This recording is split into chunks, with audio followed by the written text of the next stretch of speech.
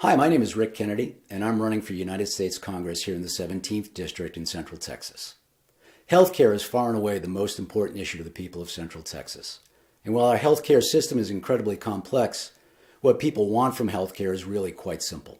They want access to quality healthcare, and they don't want to go broke or bankrupt trying to pay for it. That's why I support the Medicare for America Act. Medicare for America will provide access to quality healthcare for all Americans. It will provide protection for bankruptcy due to healthcare costs. It will help us rein in the cost of prescription drugs by allowing the government to negotiate prices with pharmaceutical companies, and unlike other proposals, will not outlaw private health insurance.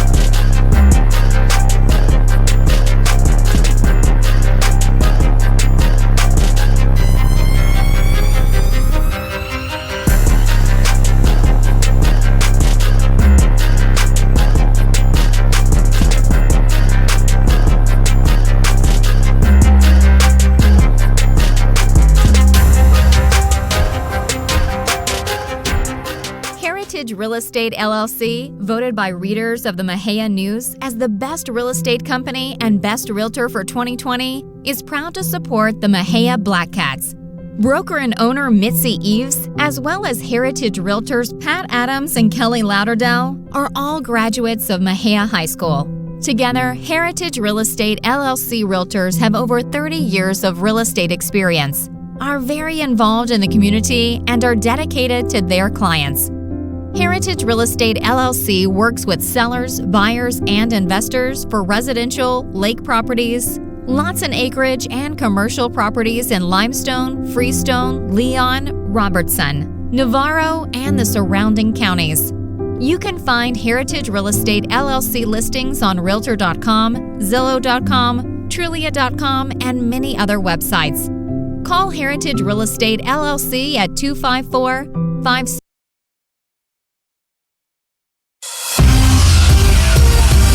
Tonight's game is sponsored by Mexia Sports Network, Greer & Greer Mobile Detail, Woodman Life, Subway, Joe Fridays, Elizabeth C. Ferrari Realtor, and Big Drip Fashion Hall. Mexia Insurance Services proudly supports Mexia ISD, the Mexia Black Cats, and the Mexia Lady Cats. Located at 811 Milam Street and serving the Tri-County area insurance needs for over 30 years with coverages for auto, home, business, life, health, and renters as well as bonds. Call today for a free quote and a review of your current coverage. 254-562-3894. Go Cats!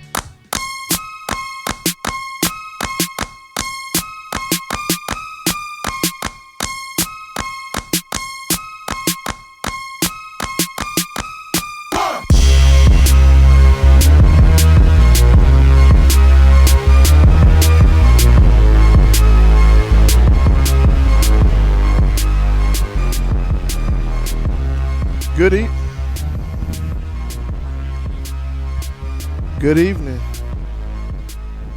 Good evening, everybody. We're here at Cougar Stadium in China Spring, Texas, as the Mexia Blackcats get ready to face off against the China Spring Cougars. It's week 5 for the Blackcats, and just a little something different. They've already done the school songs and the national anthem. The teams are making their way from the locker rooms out to their tunnels. James, you know, we usually come on about the same time every week, but they knocked everything out before we got here, so we'll just talk a little bit before the teams come out. And you know, we're expecting a good game tonight. You know, the styles offensively will differ between both teams, but we know Mexia is able to make big plays and put up points on the board, just as China Spring has this season as well. You know, what are some of the keys you think will be important for the Blackcats to hit on tonight, you know, to shore up some of the things that they've kind of had mistakes and everything on in the past couple of weeks? Well, if you looked at last game, it's a totally different style of offense that you're usually going to play against in these days of the new offensive style football. You know, and the thing about China Springs is they can not only can they throw the ball down the field successfully, they can also run the ball very well. Their linemen are very disciplined, and they follow their leads. But the thing about this offense, Wallace, like we kind of talked about last week before we left, this is a style of offense that Mexia's defense usually matches up pretty well with. Right. You know, with them being in the spread offense, dropping back to throw the ball quite a bit, it allows the speed of Mexia's defense to really affect the game, and that's what I believe Mexia will be looking for tonight, is for those speedsters to get around the edge and get back there in the backfield to the quarterback and kind of wreak havoc in the backfield most of the night. And as far as the offense, you know, if you're Mexia, you really want to control the game offensively and get your drives going and really be sound on offense so that you keep the China Spring offense on the sidelines. Right. And if you've watched Mexia this year, whenever they score, they're basically a big play scoring team, and they're not used to really just driving the ball down the field for about 10, 12 plays. But that's one thing Mexia needs to do tonight, is make sure that their defensive line stay fresh throughout the whole game. It is going to be very imperative, like you said, for the linebackers to make sure that they put that pressure on the quarterback so he doesn't have time to look down the field and make those long passes. Right. You know, and you'll never fault an offense for scoring. As looking out at the coin toss, Mexia won the toss and have chosen to defer into the second half. It looks like China Spring will receive the ball, and Mexia will be kicking from the left to China Spring. You know, and just kind of talking, and James, we've seen it, you know, every week almost. You know, you don't fault them for the big plays, because if you're going to get it, that's what you want to have. Right. It's just if you're a defensive player, then you have to know our offense is able to score quickly, so I have to be ready to get back on the field, you know, after they do so. And that's one thing about the defense is whenever they're over there, if they're sitting there talking with each other, they've got to make sure that they're at least trying to sit down for a minute. Make sure you're staying hydrated. That way you can stay fresh throughout 4 quarters and not just one half. Right, and we'll have Martinez and Davila set to mark it off for the opening kickoff here as we get the whistle and the kicking team spreads out.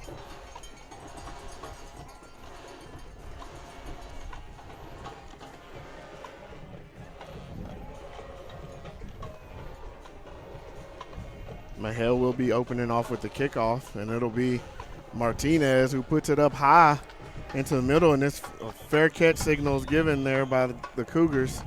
It looked like number 23, Trey Hafford, was the one that called that fair catch, and will give the Cougars the ball on about the 25-yard line. So they'll bring up first and 10 for the Cougars. We'll get to see the China Spring offense first here tonight as the Blackcat defense makes their way out onto the field. It'll be number 2. Major Bowden. Bowden in the backfield at quarterback, flanked by number 8, Emmanuel Abdullah. And his handoffs to the 8, and then he's drugged down there by Daniels, who came off of his end spot and was able to bring him down. Abdullah was able to gain about 4.5, we'll call it 5 there on that first down run. So it'll bring up 2nd and 5. Bowden snaps back again, handoff to Abdullah. He's working his way around. Oh, he makes a guy miss, and then he's brought down there. And he has enough yardage that time with a gain of about 7 to pick up a first down. Yeah, it looked like Christian Clark came off of his responsibility and sealed that outside, so he couldn't get much more than just that little bit for the first down. That'll bring up 1st and 10 from the China Spring 37-yard line. We have China Spring's going to look over to the sideline and get the call from the coaching staff as Bowden moves back, handoff. Oh, and he keeps it this time by the quarterback, and he's wrapped up right at the line of scrimmage, but he's able to fall forward for a gain of about 3. Yeah, it looked like they hit him initially at the line of scrimmage, but all of the athleticism that he has and he shows, he was able to gain that extra 3 yards. We have Bowden in the backfield, snaps back. Handoff around the right side to Abdullah, and he's wrapped up. Oh, and then pushed out of bounds, as that looked like Clark again, who got there first to wrap him up. And then I believe it was looked like Trey Holman came in. No, number 7. Jabron Busby came in to finish it off and push him on out of bounds. It'll bring up 3rd and about 3 here. Snaps back, handoff up the middle, and Abdullah's going to put his head down and run forward for a gain of about 5 on that, and he'll pick up the first down as he moves the ball across midfield to the Mexia 49-yard line. Yeah, that defensive line looked like they had him there for a second, but just got pushed back just a little bit. Snaps back, and there's going to be a key quarterback keeper, and Bowden's up the middle, and he picks up 10 on that first down run, and they're going to call it 9. He's just right at the 40-yard line, the Mexia 40, so it'll be 2nd and 1 here. Yeah, that's the thing about China Springs. They like to try to drive it down your throat. Then whenever you're expecting to run, then that's when they throw the ball. And that's good discipline right there by the defensive line, not jumping when the quarterback slapped his hands. Bowden moves back, snaps back, handoff up the middle to Abdullah. He jumps over a defender, and he moves his way down to the Mexia 36-yard line. That'll be enough for a first down again. So China Spring has been able to move the ball and continue to move the chains and get fresh sets of downs here. As it'll be 1st and 10 here from the 36 with 9:40 left in the first quarter. Bowden takes a snap, handoff around the left side, and that'll be Lamarian Miller, who pushes number 23 that time was the ball carrier.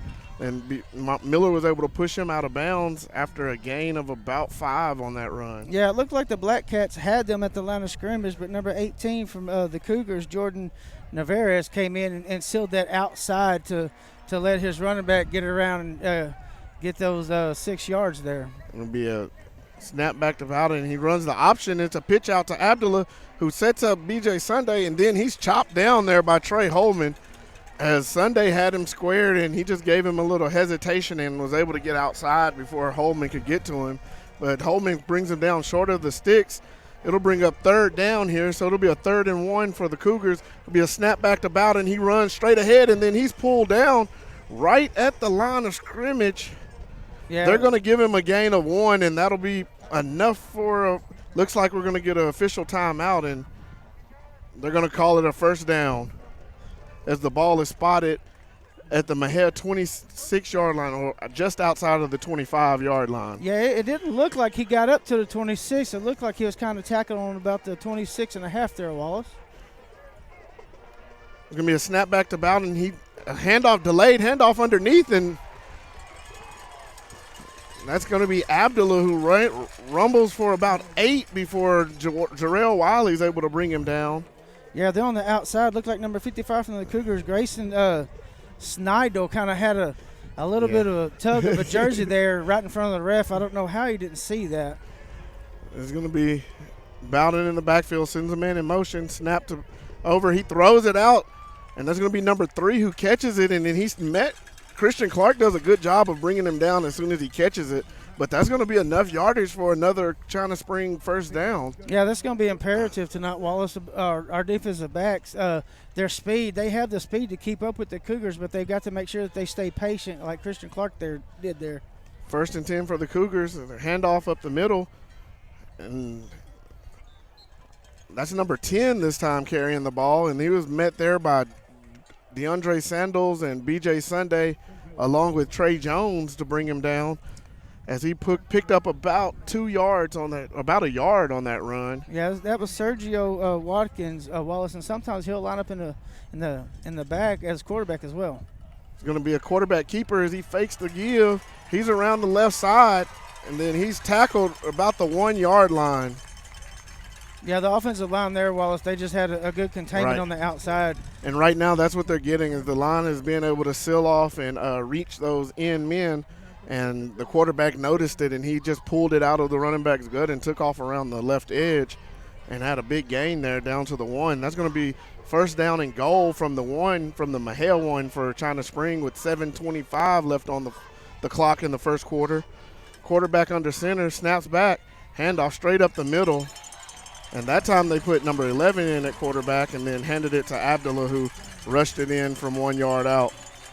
So China Spring will send out their extra point unit, and they'll just run straight into the kicking formation, as it'll be Bowden on the hold, and I believe number 81 will be set to kick. And now they move out into formation, and it's going to be a direct snap back to number 6, and he's met at the line of scrimmage, and he's stopped. And looks like the ball may have came loose. It's going to be no good. The lineman on the far side is saying no good on the conversion. Yeah, the thing about that, Wallace, is if the quarterback does fumble that right there at the goal line and it goes into the end zone, then the person that fumbles that ball is the one that has to recover that ball. Right. So that was a good job by Dontavius Daniels there, Wallace. Yeah, he came off his edge and met the runner right at the line of scrimmage and didn't give an inch. And then he had a couple other guys come in and kind of help him push him back. And looks like the ball popped out late. But, either way, it was an unsuccessful conversion attempt. We're going to take a quick sponsor break here, and we will be back with the kickoff from Cougar Field. That become memories to last a lifetime.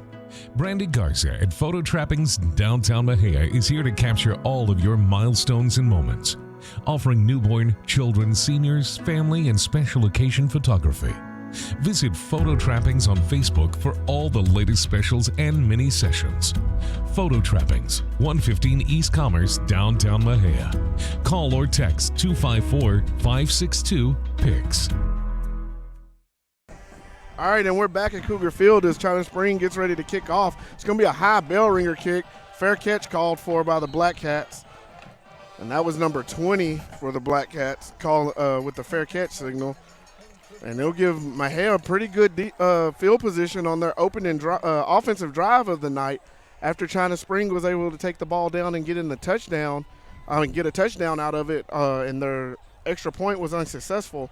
They lead 6-0 with 7:19 left in the first quarter. Mexia's offense makes its way out to the field. Yeah, this is going to be important for Mexia here, Wallace, to let their presence be known, because against China Spring, just a team that you need to match them touchdown for touchdown. It'll be Miller under center. And there it looks like we had some issues getting lined up. Yeah, 77, Yvonne Marquez kind of went a couple of seconds too soon. I guess he thought it was going to be on a different count. And sometimes whenever your adrenaline is running like that, you do forget to count. It doesn't matter if it's 1 or 2 seconds after you break the huddle. Sometimes it happens, and hopefully he can calm down and get that 5 yards back. Head back up to the line of scrimmage. And we're going to get defensive offsides this time. Trey Jones around the right side. He makes a move, cuts up field, and that's a good 8-yard run there by Trey Holman. There was a flag on the far side, and it looks like the official is signaling offsides against China Spring. Yeah, Trey Holman, he took that ball And that's one thing that Mexia needs is they need to go ahead and like I said, make their presence known. Let China Springs know that, hey, you might have scored, but guess what? We can score too, and we can score quick. Right. And it looks like trying to see if they accepted the penalty. Looks like they accepted the penalty, which will give them the penalty yards back initially, but it leaves it at first down. It was a difference about a yard and a half in the spot of the football and where the ball is now from the penalty, but you save a down. So the coaching staff elects to take the penalty. Snap back to Miller. He's in gun. He runs the option, and Miller cuts it up. And he gets it's a gain of about 2 there for Miller. Yeah, that was almost dangerous, Wallace. I don't know if you saw him, but he was kind of running with the ball out one-handed. And whenever you have all those blue helmets coming at you at one time, you really don't need to leave that ball unsecure and give China Springs the ball back deep in your own territory right now. So Mexia will make their way back up to the line of scrimmage. Miller under center this time. Snaps up. Miller boots out, and he just flips it out to Wiley, who catches it and takes it up to across the 40 to the 42-yard line, and that'll bring up 3rd down and about 2 here for the Black Cats. Yeah, that was a good pass by Miller. Yeah, it was a good play as it gained about 7 yards on that, or about 6 yards on that play. Wiley was not far from being able to get away from that tackler, and he had a lot of green in front of him with a blocker. And you know Wiley, he's just itching at getting that big run. And Miller under center snaps back, and Miller just sneaks it, and he spins and pushes his way across up to about the 40. Looks like they're going to take a step back inside the 45. It's going to be marked. There's going to be enough yardage for the first down. So Mejia's able to move the chains and keep it going as that ball spotted just inside the 45 of Mexia. It'll be 1st down and 10, 6:13 left on the first quarter clock as Mexia moves back up to the line of scrimmage. It'll be Miller in the gun. Snap back, handoff to Wiley, and he sees it, and he cuts back and puts his back down, and he just powers ahead for about 4 on that run. Yeah, about 5 after the mark off. Yeah, about 5 yards, and that's the Wiley we've been waiting to see. You know, it don't take much for Wiley to break a couple of tackles and make a long run. We saw that against Conley last year where he broke about 5 or 6 tackles in the middle of the field. It'll be Wiley in the gun again. Snap back. Holman takes it around the right side. He cuts upfield, and then he's pushed out of bounds across midfield this time, and he moves the ball all the way up to the China Spring 47-yard line, 48-yard line, and that'll bring up 3rd and about 2 again for the Black Cats. Yeah, Trey did a good job coming around and waiting on his blockers to get there so he can make that corner, and that's one thing that Mexia has is they have that speed on the outside that they could use against China Springs, but China Springs, you know, they've got great speed on defense as well. Miller under center. Are we going to get offsides against? And they didn't throw the flag, but there was clearly a defensive lineman from China Spring in the neutral zone when the ball was snapped. But Wiley was able to pick up enough yardage for the first down there as it moves the ball up to the China Spring 45-yard line. Yeah, it looked like that defensive player, he jumped off and he didn't even move after he jumped. He just got set. Yeah, he knew he jumped and he thought he got caught, so he just froze. Yeah, but the flag didn't come out, and Mexia was fortunate enough to go ahead and get the first down. It'll be Miller under center this time. Be Wiley and Jones in the backfield. Handoff to Wiley, and he cuts back and pushes ahead for about 3 on that run. And this is a good drive by the Mexia Black Cats here. Right. You know, they're sitting there. This is their third possession on this this drive. Third set of downs. Yeah, third set of first downs. You know, with 4.5 minutes left in the first quarter, Mejia's down at the China Spring 42-yard line. Miller under center, snaps back. Handoff to Jones around the left side, and Jones pushes ahead for about 4 on that run. Yeah, and that's one thing we're seeing so far, Wallace, is the offensive line is getting a good push on the defense and sealing their blocks. And they just need to make sure that they continue to contain their holes and their responsibilities to let their running backs continue to gain that 4 to 5 yards. And now we have a China Spring player down on the field. And the training staff will come out and check on him. He was standing up, and then I think someone told him to lay down, and he laid down. So we'll take a quick break, and we'll be back after the player is tended to. Voted by readers of the Mexia News as the best real estate company and best realtor for 2020, is proud to support the Mexia Black Cats. Broker and owner Mitzi Eves, as well as Heritage Realtors Pat Adams and Kelly Lauderdale, are all graduates of Mexia High School. Together, Heritage Real Estate LLC Realtors have over 30 years of real estate experience, are very involved in the community, and are dedicated to their clients. Heritage Real Estate LLC works with sellers, buyers, and investors for residential, lake properties, lots and acreage, and commercial properties in Limestone, Freestone, Leon, Robertson, Navarro, and the surrounding counties. You can find Heritage Real Estate LLC listings. All right, as we come back, they were able to attend to that player from China Spring, and he comes off the field under his own power. It'll be Mexia, snap back to Miller, handoff to Wiley, and he's met right there in the backfield. At that time, a defender was able to push the lineman back and get to Wiley as he was taking the handoff. Yeah, a defensive player, he was there right as the ball was being handed off, and Wiley just didn't have anywhere to go. Looks like Mexia's going to line up to punt the ball. Yeah, and that's what you want. That was a promising drive from Mexia, and you get down across midfield, and you have a lapse by a lineman that you really need to shore up those blocks and give your running back a chance to pick up that, to convert on that third down. It'll be Davila back to punt. He rolls out, and he kicks it over to the side. Oh, and it's going to kick back into the middle of the field, and it's rolling. And the Mexia's just not able to get there as that ball barely got to the end line before the Black Cat coverage team was able to get to it. Yeah, it looked like that ball was on its way out of bounds there, Wallace, but it kind of did that Dallas Cowboy onside kick roll and turned to the left a little bit, and it just went straight in the end zone. And it just kept rolling and didn't stop, and that's what you get sometimes on that turf. So Mexia's defense will come out now. China Spring will take over with the ball on the 20-yard line as a touchback from the punt. So Mexia still trailing China Spring 6-0 right now with 3:10 left in the first quarter, as China Spring will get the ball for their second possession of the game. So they go trips to the top, single receiver down low, handoff up the middle to 8, and that's going to be Trey Jones right there to put his helmet right in the sternum of number 8 and bring him down for a gain of about 3 on that run. Yeah, it looked like John Luna was in the backfield to make the initial tackle, but he kind of whiffed on it a little bit.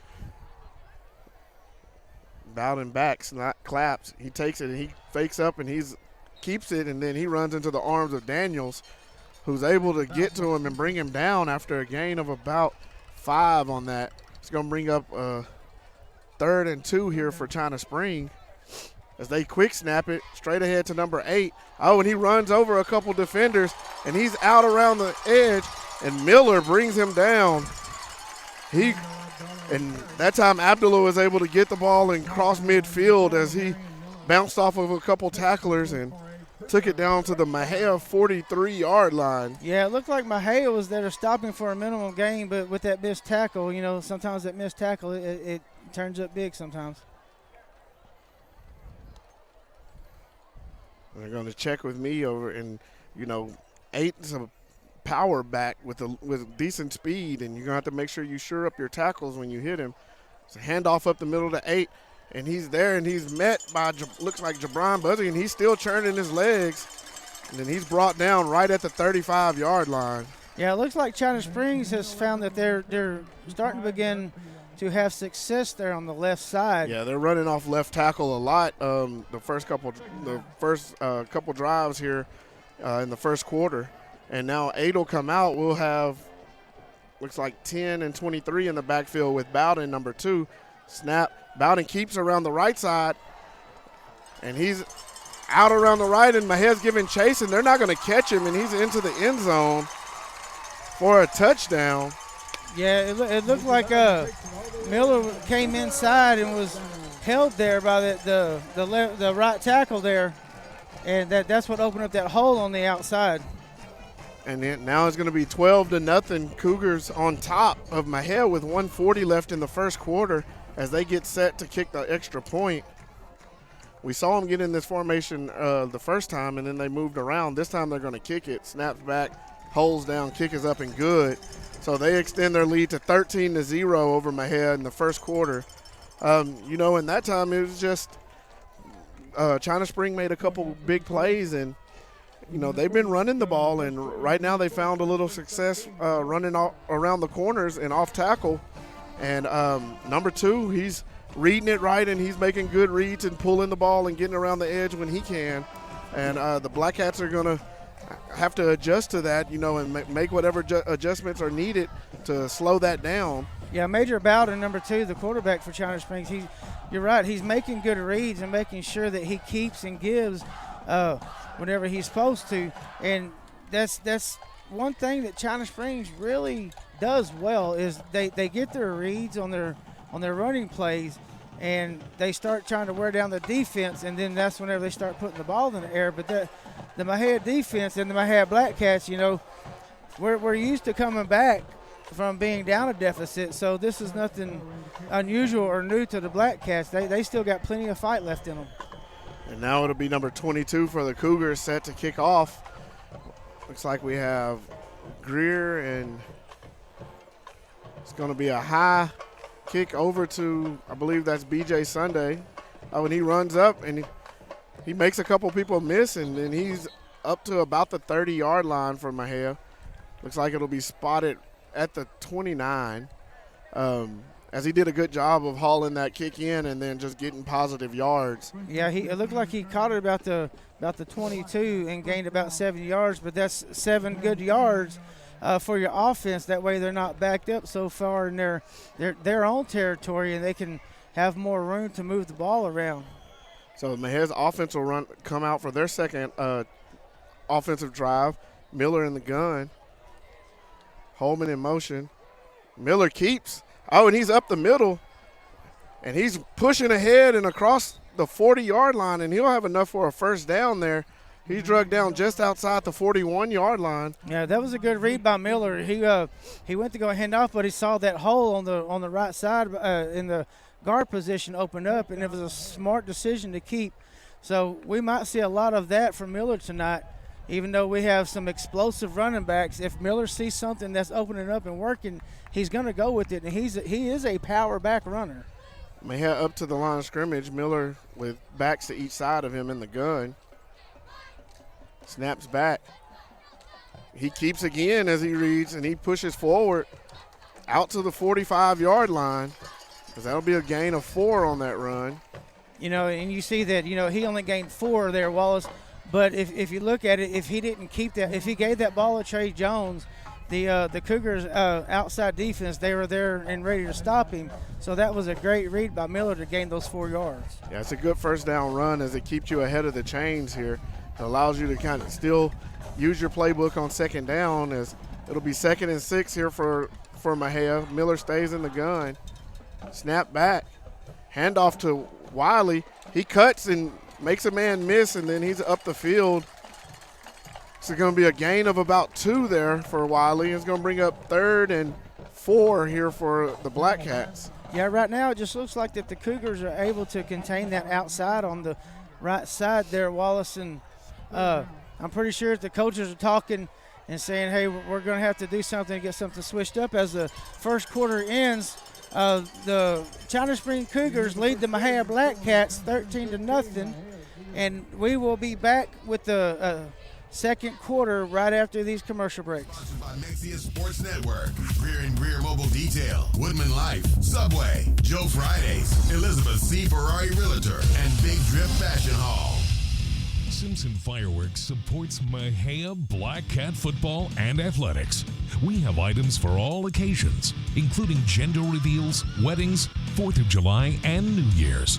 For more information and to stay up to date, please visit our Simpson Fireworks Facebook page.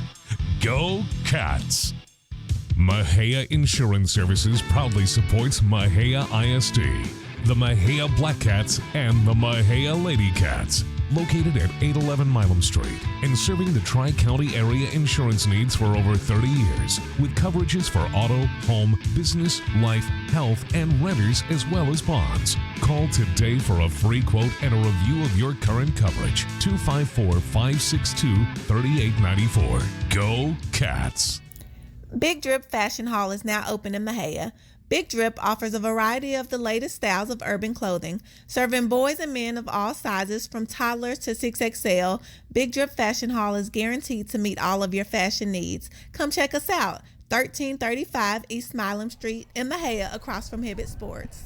All right, and we're back with second quarter action from Cougar Field as Mexia has the ball.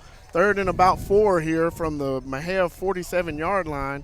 It'll be a snapback. Oh, and the snap is fumbled. Miller's able to pick it up, and he gets around the edge, and he's going to get a big gain there as it looked like a broken play, and he was able to scoop the ball up off the turf and just reverse field and cut it up and get across midfield and pick up the first down. Yeah, it looked like him and Trey Holman kind of ran into each other during that possession, Wallace, and luckily, you know, Miller's got that athletic speed and talent and body to be able to break those two tackles, which that was almost about a 7-yard loss, maybe about an 8-yard loss behind the line of scrimmage. So a great job by Miller making sure that he picked that ball up and just went with it. Yeah, and that's going to bring up 1st and 10 from the Cougar 44-yard line as Miller's under center. Snaps back. It's going to be a pitch out to Wiley around the left side, and he cuts it up. And you're going to get a flag here on the edge from the receiver. And I'm sure that's in the vicinity of they're going to call a holding against Mexia. Yeah, apparently Christian Clark might have had a hold of the Cougar there. I really didn't see anything negative there. It looked like he had his hands were inside. He was driving the defender. The defender actually slung him around and threw him down. Yeah. But you know, when you're over on the opposing team's sideline and they're yelling for the call, and sometimes you get the flag against you, and that's what happened there for Mexia. So that negates about a 9-yard pickup there for Wiley, or actually that would have been a big gainer and another first down. It'll move the ball back here. But at least we still have our first down. Yeah, it'll be 1st and 11. No, 1st and 12 here now from the Cougar 46-yard line. Holman in motion, pitch over to Holman around the right side, and he's going to cut back. Oh, and then he's met by a group of Cougars right at the 44, which is the original line of scrimmage. So yeah, it'll bring up 2nd and 10. When Miller pitched that ball to Holman, he came around and sealed off the outside. And sometimes, Wallace, you think about you wanting to cut back because your hole's not open. Sometimes you need to go ahead and just continue to drive and push those tacklers back, because he probably would have got about a 2-yard gain. But when he cut back and tried to come around, the Cougars were there to stop him for about a 2-yard gain. And here we have Miller in shotgun. Backs to each side, snap back. And Miller's just going to – that's going to be Trey Jones on a direct snap this time. And we have a flag again here from this sideline. Yeah, I just hope that since the referees finally found out where their flags were, we can probably start getting the same calls whenever China Spring has. It's going to be against Mexia again on this play, and China Spring's going to march Mexia back. And they called holding against Lamarian Miller on that play. And he was nowhere around it. He was behind the play, yeah, and wasn't even blocking anybody, so I don't know how they got Miller on a hold. That's going to bring up 2nd and about 18 here for the Black Cats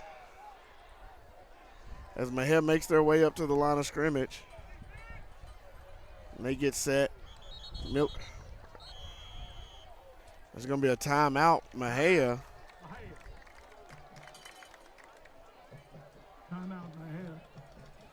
As there looks to be some disorganization that time from the Mexia offense.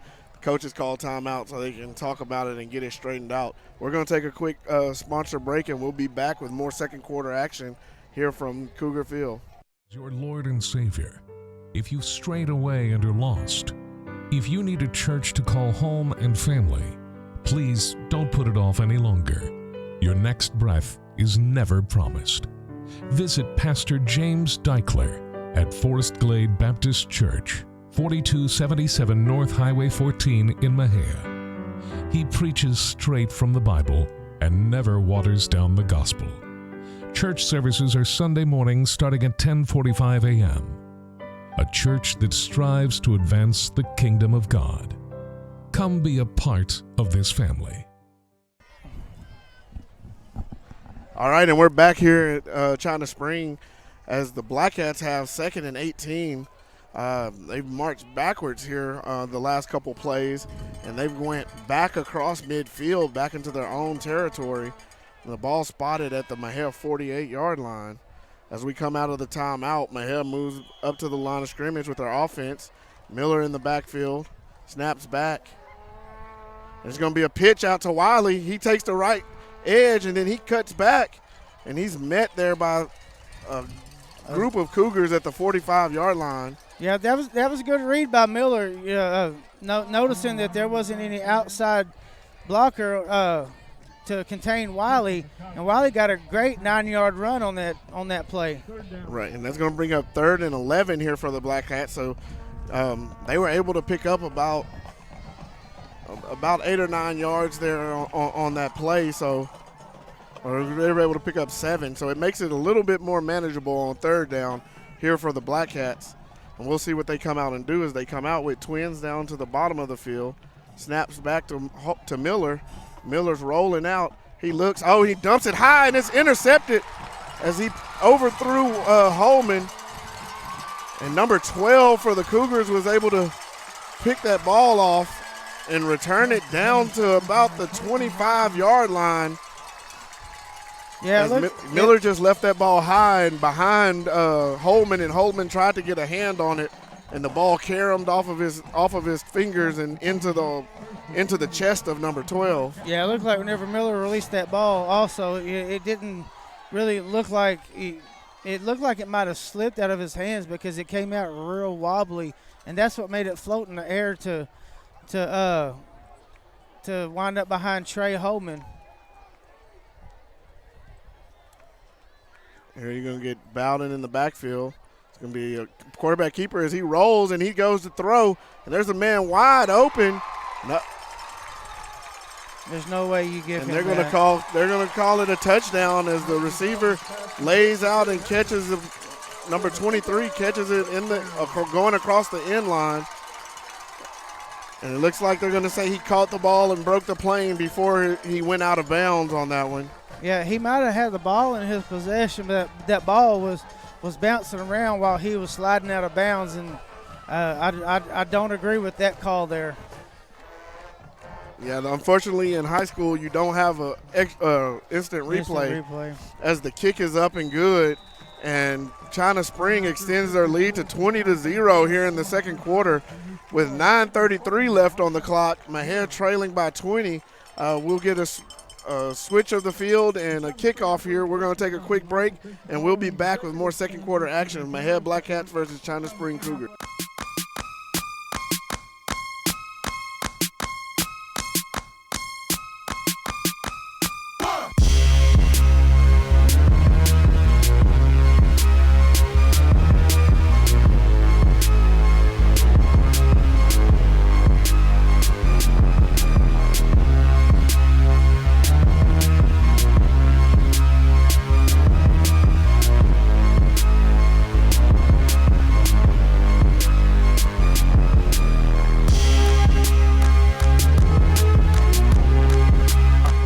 All right, and we're back here.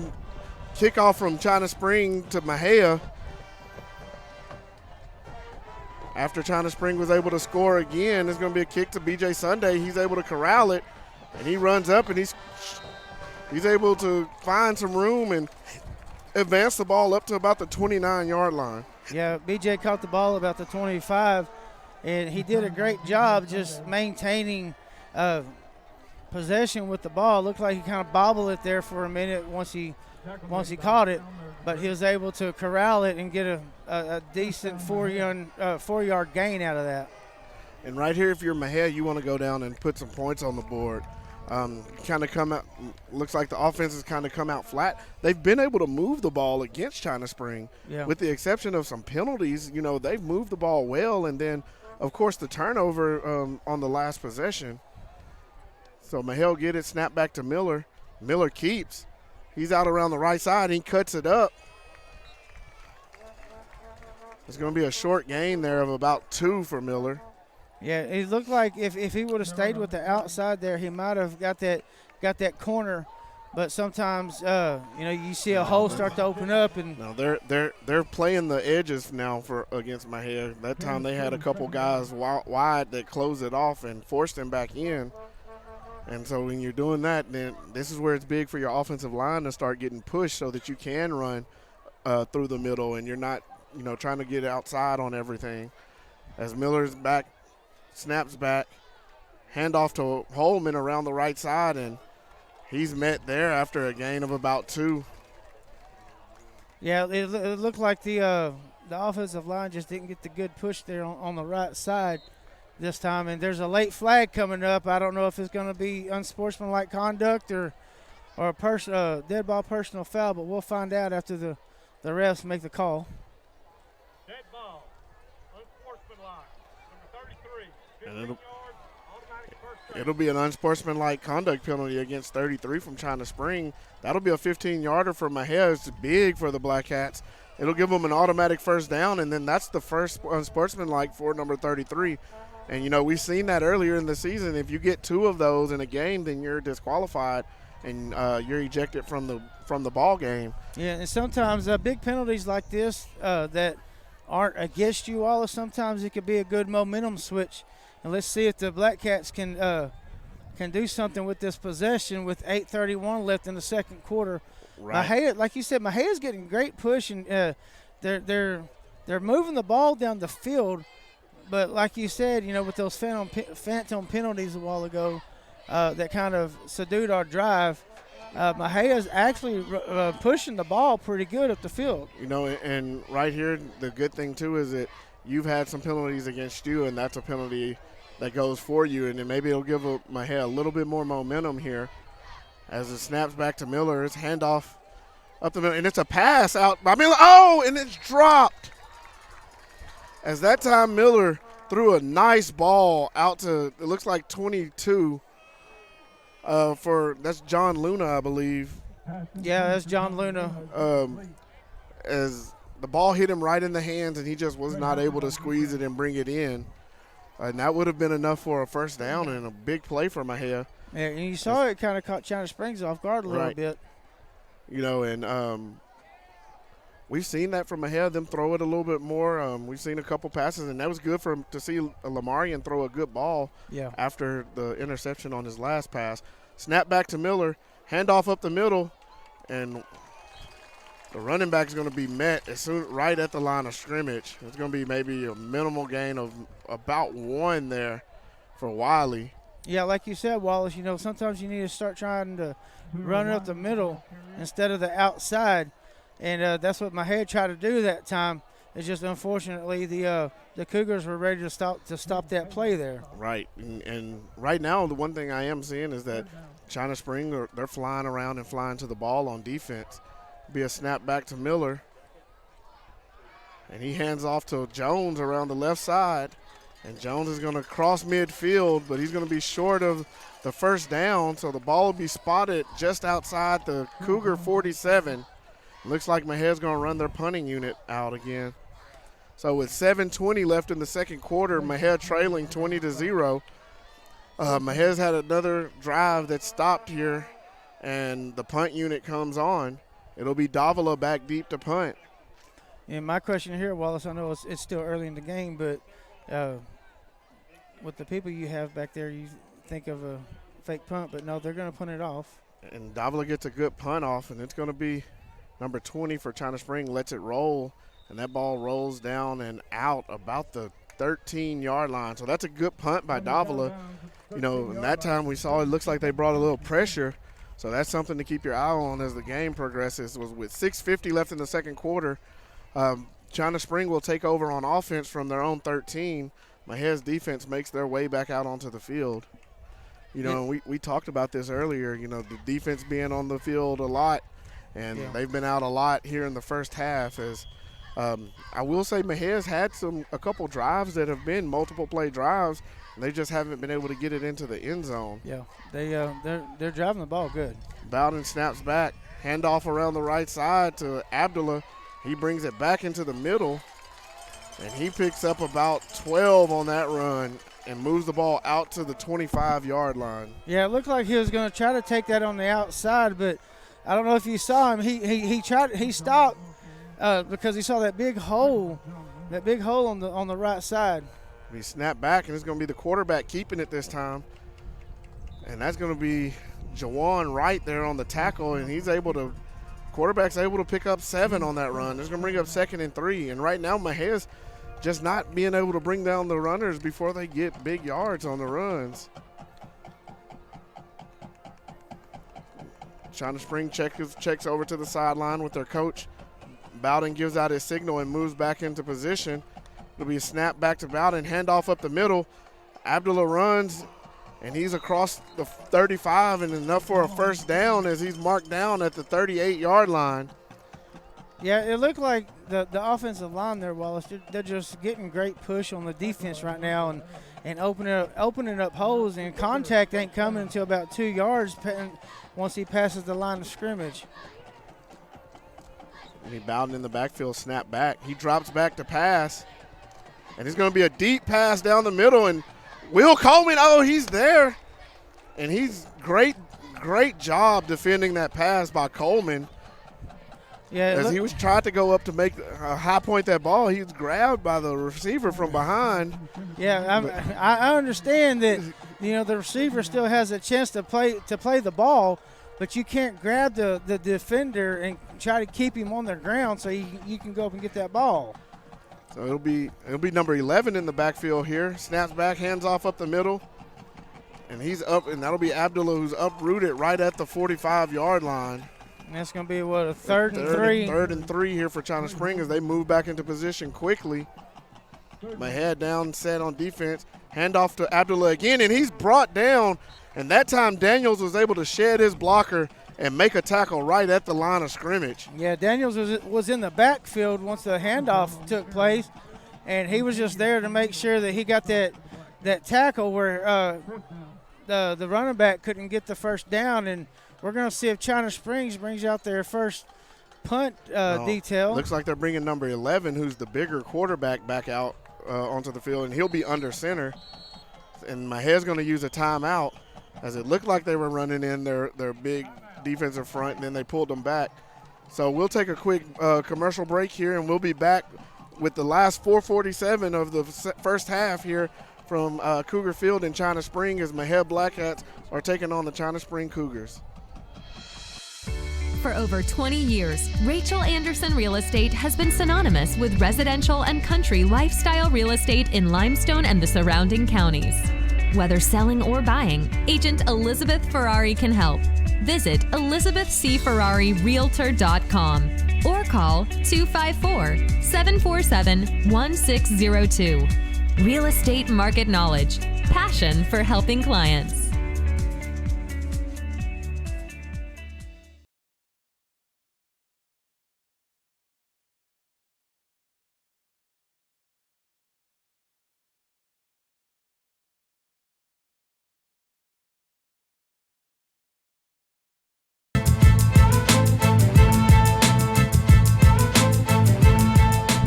All right, and we're back here with the Black Cats here on defense, 4th and about 2 for the Cougars. And it's going to be quarterback keeper. He's met right at the line, and he's driven back by Jabrian Busby. And it looks like they're going to – we got 2 different spots by the officials marking it, and there's no way he's marking it out close to the 50. No, he was met right at the line of scrimmage. I mean – What else can you do, Wallace? I mean, you make the play. Hold on, you have one. You have the the linesman coming down, and he's telling him where to mark it because the other official has it about half a yard farther down the field, and now he's going to move it back right on the 48-yard line, and they're going to call for a measurement as the chains are right at the 48, the ball's right on the 48 as well. Well, I understand why the ref was calling it at about in between the 48 and 49, Wallace, because contact was made, but they didn't stop his forward progress. He bounced off the tackler and started running to the left, and that's whenever he went back to the 47. And so the ref on the other side, he made the correct call.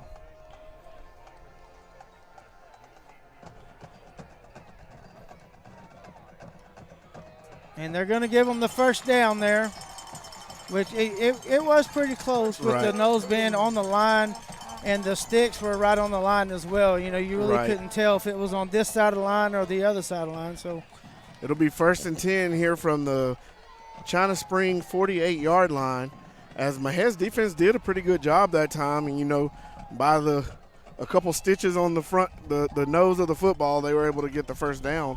So Mexia will have a chance here to try to stop the Cougars again. As the number 2 will come back in at quarterback, Abdullah. So Bowden is in the gun. Abdullah in the pistol right behind him. Snaps back, and he drops back to pass it, and he throws it deep. And it's going to be Miller. Oh, he hits him, but the catch is made by number 2. Number 3 for China Spring down the field, and it's going to be spotted at the Mexia 26. Yeah, the ball went to Sebastian Trevino, and it looked like Miller was there to make the play. Whenever he jumped up with Trevino, he did try to slap out the ball, which he was there to defend the ball.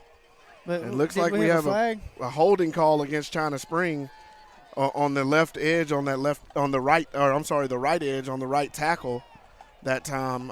So that's going to wipe away about a 26-yard completion and a first down for China Spring, and it's going to move it back 10 yards. So we'll bring up 1st and 20 here for the Cougars. Yeah, if you think about it, that's about a 35-yard penalty there, Wallace.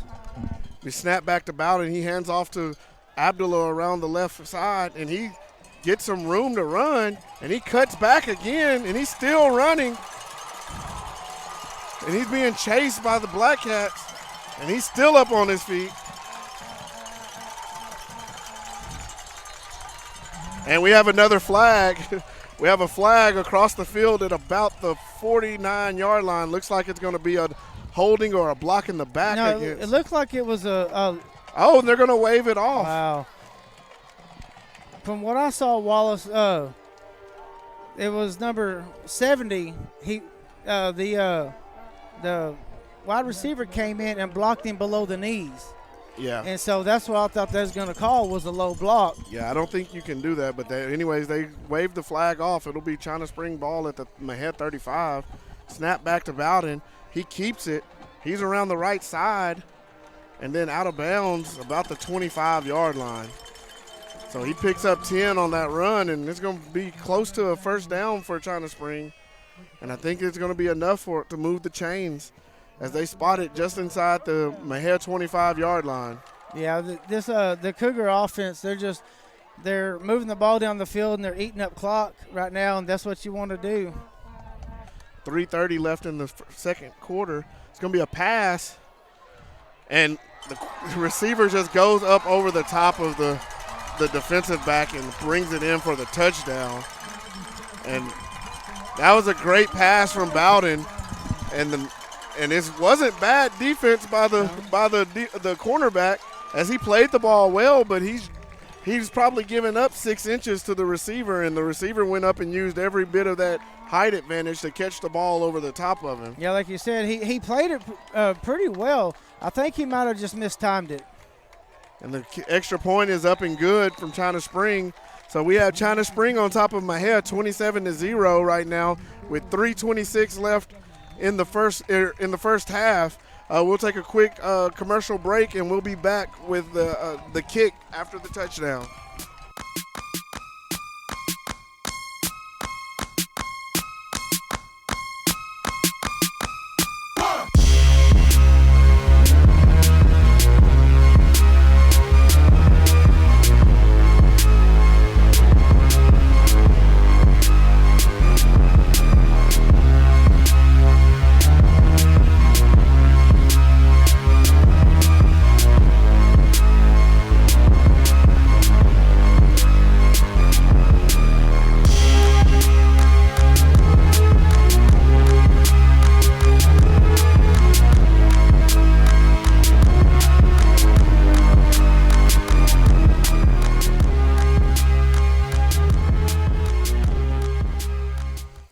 Welcome back to Mexia Black Cat football, where China Springs is getting ready to kick the ball off. And looks like B.J. Sonny's going to get about the 22-yard line, and he's going to run around, cuts up the middle a little bit. But number 10 from China Springs is there to stop you for about a 4-yard gain. So the Black Cats are going to come out with the football on offense with 3:19 left in the second quarter. And Wallace, what do you think the Black Cats, besides scoring, really need to do on this possession? Really want to start getting push up front. Get your push up front and get your momentum, seeing that you can win that battle up there and get positive yards and move the ball. With 3:19 left, you have plenty of time to move the ball down the field, and you want to ultimately get points. Snap back to Miller. He looks back. He throws it out to the edge, and then that ball's dropped that time by Holman. Yeah, I don't know what happened there. Maybe he took his eyes off the ball there for a second. Whenever you're trying to hurry up and get something started, sometimes you just have a little mishap. And, that happens, Wallace. We are looking at 16, 17-year-old children, young adults here on the football field. And even though they practice every day and play every Friday, simple mental mistakes happen like that. Miller under center, snap back. He drops back, and he's looking down the field to throw. It looks like they're setting up the screen. And China Springs sniffed that out perfectly as they had two defenders right next to Wiley on that play. Yeah, it looked like he was trying to go to number 5, Wiley there, but the Cougars, like you said, sniffed that out real good. And Mexia, they've had two good opportunities here on this possession, but just haven't been able to capitalize yet. I think it's imperative, Wallace, that even if you don't score, you try to at least drive the clock down where China Springs don't have the time to drive the ball down. And unfortunately, you've thrown 2 incomplete passes, and you've only used 11 seconds here. And now you're going to get a false start against the Black Cats. It's going to be the left tackle, number 78. Yes, Jonathan Hernandez. And now you move yourself back 5 yards for a 3rd and 15, and you're deep inside your own territory with 3:08 left on the clock before halftime. Just as you said, if you're Mexia, you want to convert on this and not give China Spring back the ball. And it's going to be a reverse this time, and that's going to be Trey Holman out to the left, and he's ushered out right at the 40-yard line. Yeah, I'm glad you saw it, Wallace, because I was watching the other side. Yeah, it was a handoff to Wiley. And then Wiley just flipped it back to Holman coming the opposite way, and the reverse picked up big yards. So Mexia is able to get the first down on that play and move the sticks and get a fresh set of downs. Unfortunately, he ran out of bounds, so the clock stopped again at 3 minutes. Yeah. So Mexia will keep the ball. It will be Miller and gun. Snaps back. Miller pitches out to the side to Wiley, and he has a crease. And he's up the sideline, and he's pushed at the last minute out of bounds. About the 46-yard line? Yeah, just outside the Cougar 45 as he crossed midfield. And if he had been able to get that foot in the ground and get turned upfield, I don't think anybody was going to catch him. No, and that's one thing Wiley's biting at the chops up for right now, Wallace. He's used to being able to get outside and break a couple tackles and take one for about 60 yards. But one thing that these Black Cats need to understand is as long as you continue to have a good drive here at the end of the first half, then you know that it's possible to score on these Cougars. Miller and gun, snap back. It'll be option to the left this time. And Wiley, and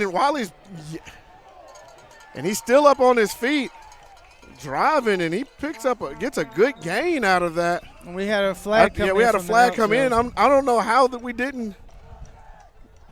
There should have been a flag on the initial hit on Wiley. And that's what the back judge called threw the flag in as the initial hit. The defender grabbed Wiley by the face mask, and pulled him back. But Wiley showed his strength as he just kind of pulled out of that, put a hand on the ground and put his shoulders down, and still rumbled ahead for about 4 yards. And that's one thing about Wiley. Once he gets started, he might not be the tallest kid in the world, but the boy's strong. He's real strong, and he's going to break those 2 or 3 tackles to get that yards. And with that penalty of 15 yards, moving it to the Cougars' 25-yard line. Let's see what the Black Cats can do with it. It'll be Miller under center. Snaps up. Miller rolls. Oh, and that play did not look good from the beginning. It just kind of developed really slowly, and the Cougars were able to rally around and kind of encircle Miller and keep him from getting much. He did pick up 1 yard on that. It'll bring up 2nd and 9. My question, though, Wallace, is I understand the play, but do you really want to do that on the short side of the field? You want to give your quarterback time to be able to let that hole open so he can bust through. So, I mean, the Black Cats are moving the ball very well. Black Cats up to the line. Miller with the snap.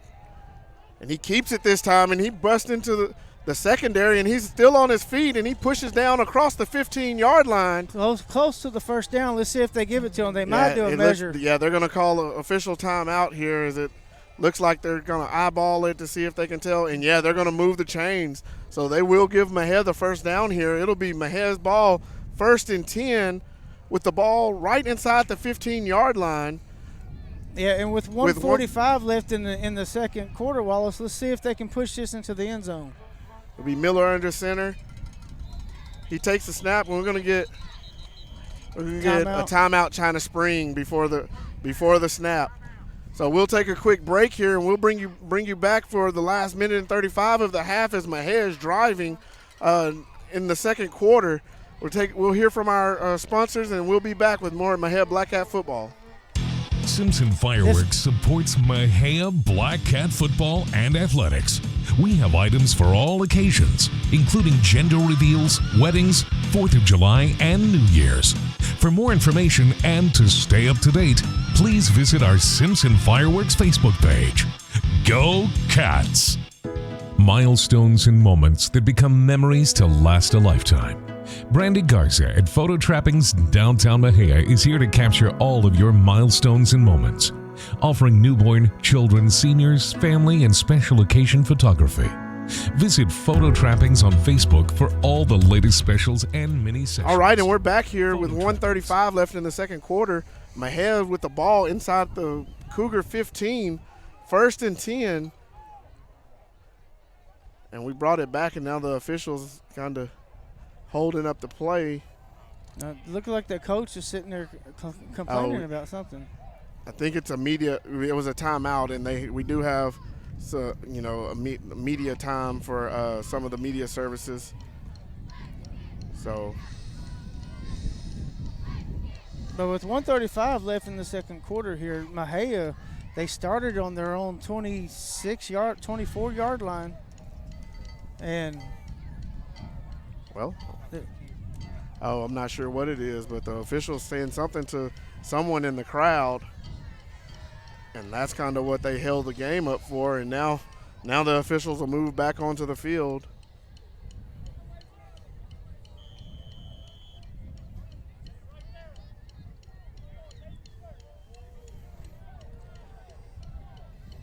Did somebody throw something on the field or yelling something? Or? I'm not sure what it was, but it's going to be a snapback. Miller throws the ball deep down the field. Oh, and it's knocked away at the last second as he had Holman over in the end zone. And number 23 was able to get there right as the ball arrived and knock it out of bounds before Holman could get his hands on it. Yeah, and that's one of those, you throw it to your athlete and have him go up and make a play. And that's not a bad play on first down. No. You throw it down and take a shot at the end zone. And that time Trey got behind the initial defender, and the safety was just able to get over just in the nick of time. And that's one of those plays where because you're down so close to the end zone, you don't have as much space to throw it. Right. So it helps the defense a little bit. Here we have Miller in the gun. Snap back to Miller. And he pulls it out, and he's running up ahead. Oh, and the ball's on the ground. And it looks like Mejia's able to cover it just outside the 5-yard line. And that's a good recovery there, Wallace, because it gives the Black Cats a 3rd down and 1 to go. Yeah. This is where you can get Miller to do a quarterback sneak and push through and get Right. that first down. You know, we still got a minute, 10 seconds, but the clock's still running. And that was I hope- Caden Grayson that was able to recover that ball down there. Yeah, I as hope he the was Black blocking. Cats see that the clock is still running. I don't know why they're taking their time. You know, you still have a minute. You have time. You don't want to go too quick.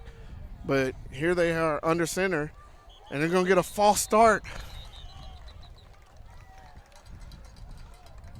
That time it's going to be a false start on number 22. It'll be John Luna for Mexia as he comes out of his stance early.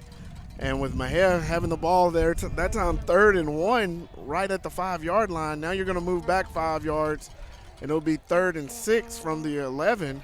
You know, but with the Black Cats offense, it's really not a bad thing with that 5 extra yards because it kind of opens the field up a little bit more. Right, and now the clock is running, so you want to be aware of that, and you have to go ahead and get your plays off and hopefully try to get points on the board as this quarter ends. And Miller looks back to throw, and it's off the fingers of Holman, who's dropped a few passes tonight that, you know, we're not accustomed to seeing him not haul in. Yeah, I was watching Holman on that pass, Wallace, and I think he heard footsteps. And as soon as the ball touched his fingertips, he did turn his head forward and lost focus on where the ball was, and I think that's why he might have dropped it. So now here on 4th down, Mejia's going to send out the kicking unit, and it'll be Gustavo Martinez with BJ Sunday on the hold as Martinez takes his steps to try to put the field goal in and get Mexia on the board. Snaps back, ball's down, kick is up, Looks like it's good. and it's good by Martinez.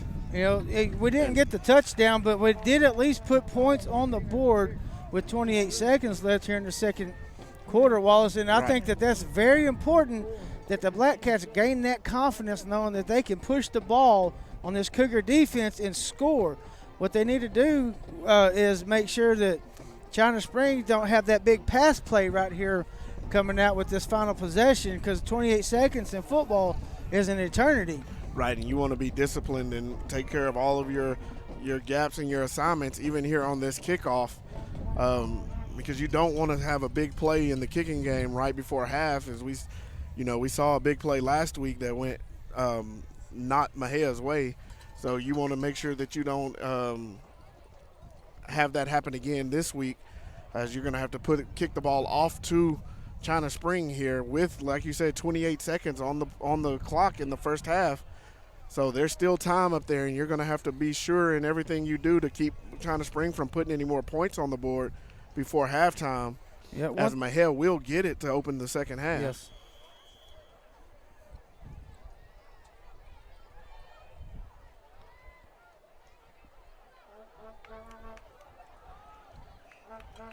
And it will be Davila who puts a foot in it, and he kicks it down. It's taken at the 10-yard line.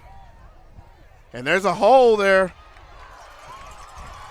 Oh, and then the great job that time by number 32 of coming over and making that tackle to stop the return by the Cougars.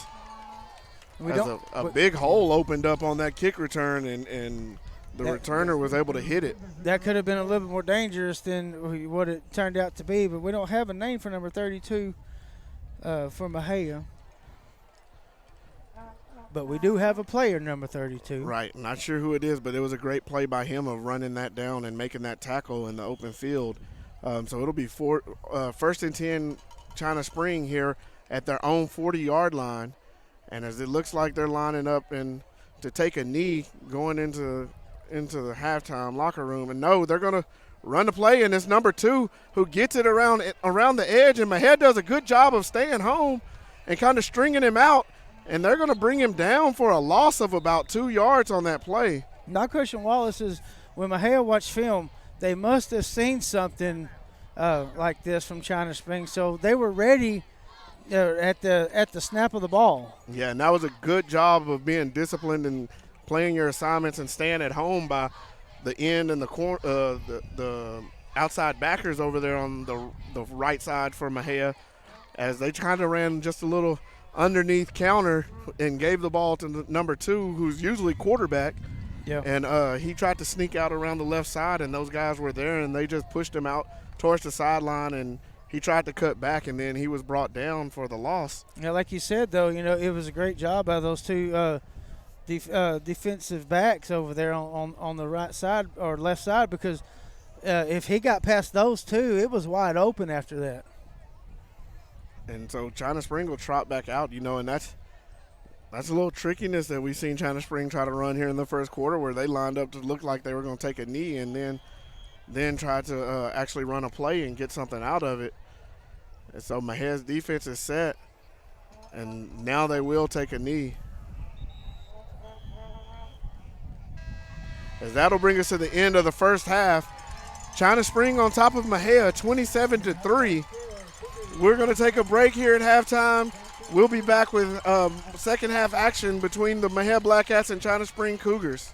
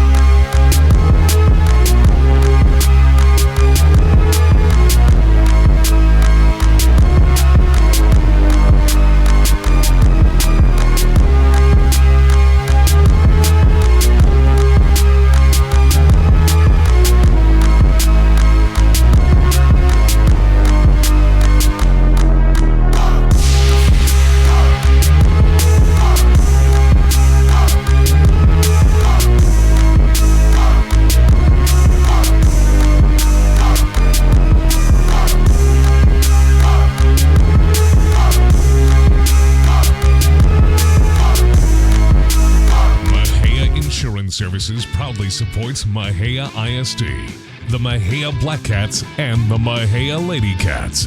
Located at 811 Milam Street and serving the Tri-County area insurance needs for over 30 years, with coverages for auto, home, business, life, health, and renters, as well as bonds. Call today for a free quote and a review of your current coverage. 254-562-3894. Go Cats! Milestones and moments that become memories to last a lifetime. Brandy Garza at Photo Trappings Downtown Mexia is here to capture all of your milestones and moments, offering newborn, children, seniors, family, and special occasion photography. Visit Photo Trappings on Facebook for all the latest specials and mini sessions. Photo Trappings, 115 East Commerce, Downtown Mexia.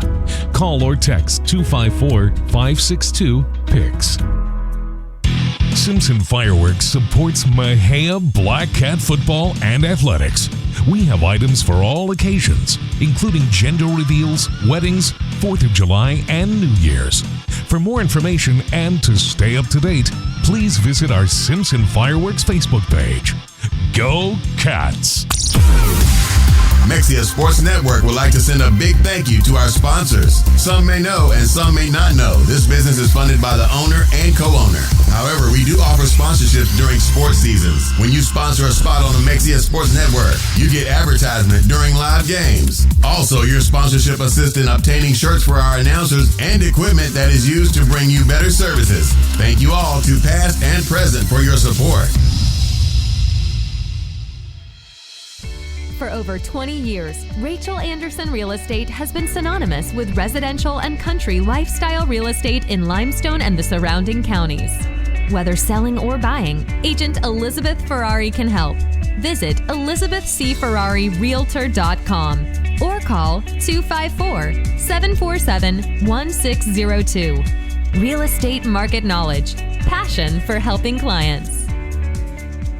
If you've not accepted Jesus Christ as your Lord and Savior, if you've strayed away and are lost, if you need a church to call home and family, please don't put it off any longer.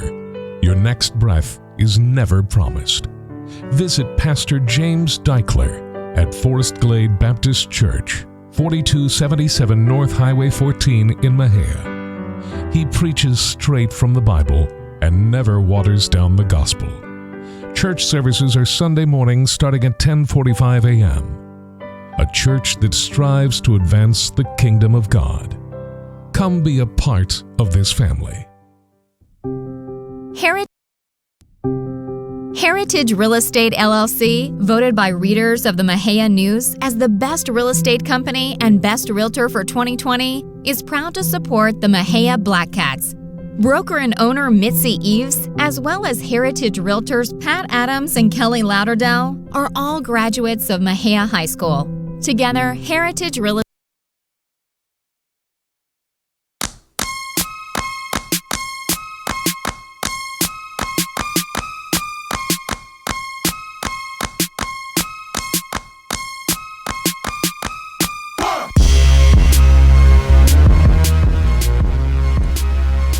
Welcome back to Cougar Field, where the Black Cats are playing the China Springs Cougars here in China Springs with the score of China Springs 27 and the Black Cats 3. We're going to go over a couple of scores right now. We've got the Belton Tigers leading Georgetown Eagles 27-7. We got Robinson Rockets in a tie at halftime against the Burnett Bulldogs. And here's a surprise. We got the Waco Lions leading the West Mesquite Wranglers 19-3. The McGregor Bulldogs are leading the Rockdale Tigers 35-13. Lorena Leopards are trailing the Academy Bumblebees at halftime 20-13. And here's a real close one here. Number 7 Bremond Tigers in Bremond playing against the Centerville Tigers. It is tied at halftime 16-16. You got the Grandview Zebras playing the Maypro Panthers, and Grandview is up 42-10. Covington Owls are up on the Walnut Springs Hornets 30-21.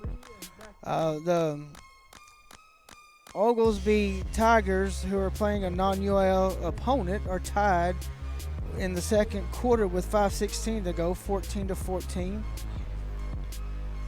We also have the Bynum Bulldogs leading Mount Com Panthers at halftime 28-0. You have Blum Bobcats trailing the May Tigers at halftime 38-14. And we do not have a score yet for the Coolidge Yellow Jackets, who are playing a non-opponent at home. I'm sorry, non-UIL opponent at home. The Riesel Indians are up on Chilton Cubs. I'm sorry, Chilton is up 8-6 at halftime over Riesel. And here's one that I like to see because I believe I picked Dawson for this game. Dawson Bulldogs are up on the Hubbard Jaguars 37-0 at halftime. We do not have a score for the Marlin and Wortham Bulldogs, the Battle of the Bulldogs at Legion Stadium yet. And I do believe that the Fairfield and Groesbeck game did get canceled for tonight due to COVID precautions. Fairfield had a couple of cases show up there. The Rio Vista Eagles are tied with the Bosqueville Bulldogs at halftime 21-21. The Hamilton Bulldogs are up on Itasca just a little bit in the third quarter. It's 63-7. The Killeen Kangaroos are up on Eastview Patriots at halftime 35-7. Coppers Cove Bulldogs are down to Waxahachie Indians 12-7 with about 10 seconds to go in the second quarter. And you also have the Glen Rose Tigers up on the Decatur Eagles 27-7. Those are the scores around the area that we like to give at halftime every now and then. But right now we're going to take a little break as the China Spring Cougars are having their homecoming queen crowning right now. And we're going to let y'all listen to that for a few minutes.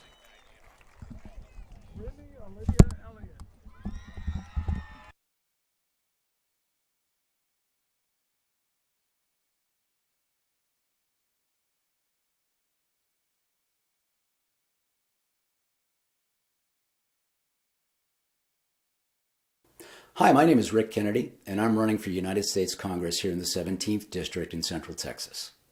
Healthcare is far and away the most important issue to the people of Central Texas. And while our healthcare system is incredibly complex, what people want from healthcare is really quite simple. They want access to quality healthcare, and they don't want to go broke or bankrupt trying to pay for it. That's why I support the Medicare for America Act. Medicare for America will provide access to quality healthcare for all Americans. It will provide protection for bankruptcy due to healthcare costs. It will help us rein in the cost of prescription drugs by allowing the government to negotiate prices with pharmaceutical companies, and unlike other proposals, will not outlaw private health insurance.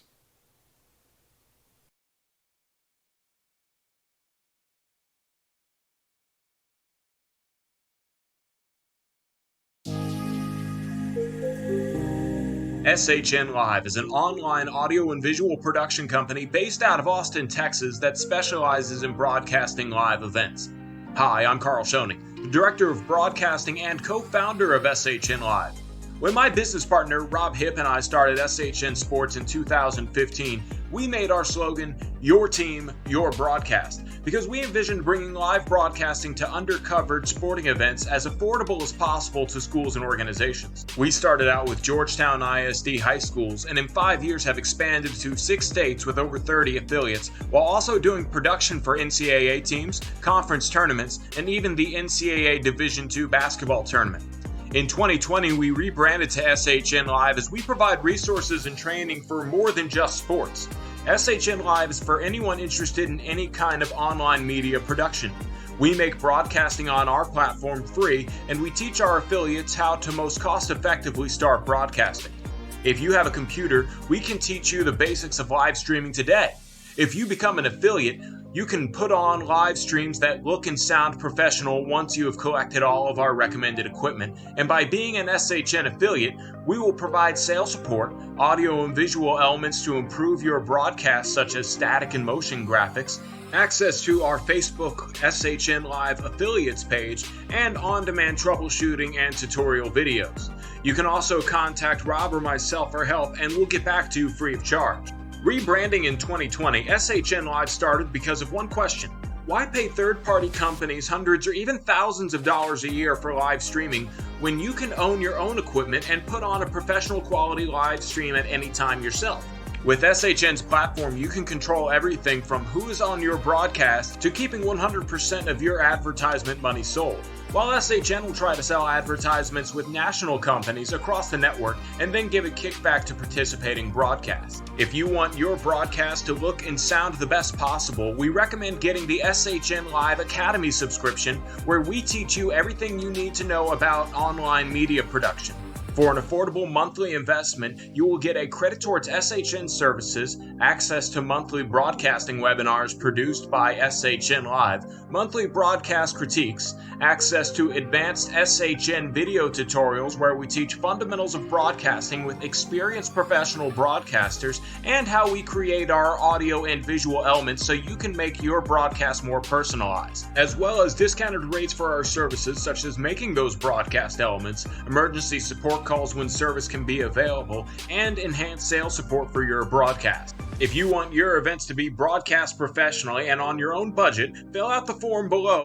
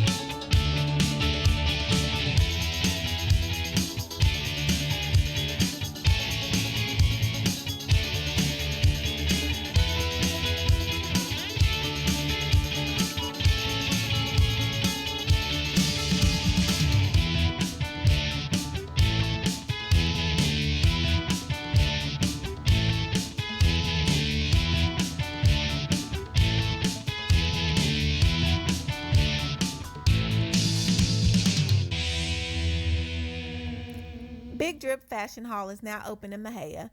Big Drip offers a variety of the latest styles of urban clothing, serving boys and men of all sizes from toddlers to 6XL. Big Drip Fashion Hall is guaranteed to meet all of your fashion needs. Come check us out, 1335 East Milam Street in Mexia, across from Hibbett Sports. Neighbors and friends, hi.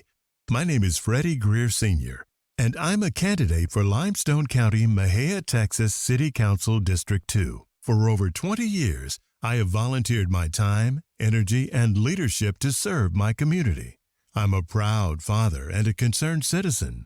I'm approachable, available, and I want to serve as your next City Council member for District 2, and I approve this message. Milestones and moments that become memories to last a lifetime. Brandy Garza at Photo Trappings Downtown Mexia is here to capture all of your milestones and moments, offering newborn, children, seniors, family, and special occasion photography. Visit Photo Trappings on Facebook for all the latest specials and mini sessions. Photo Trappings, 115 East Commerce, Downtown Mexia. Call or text 254-562-PICS.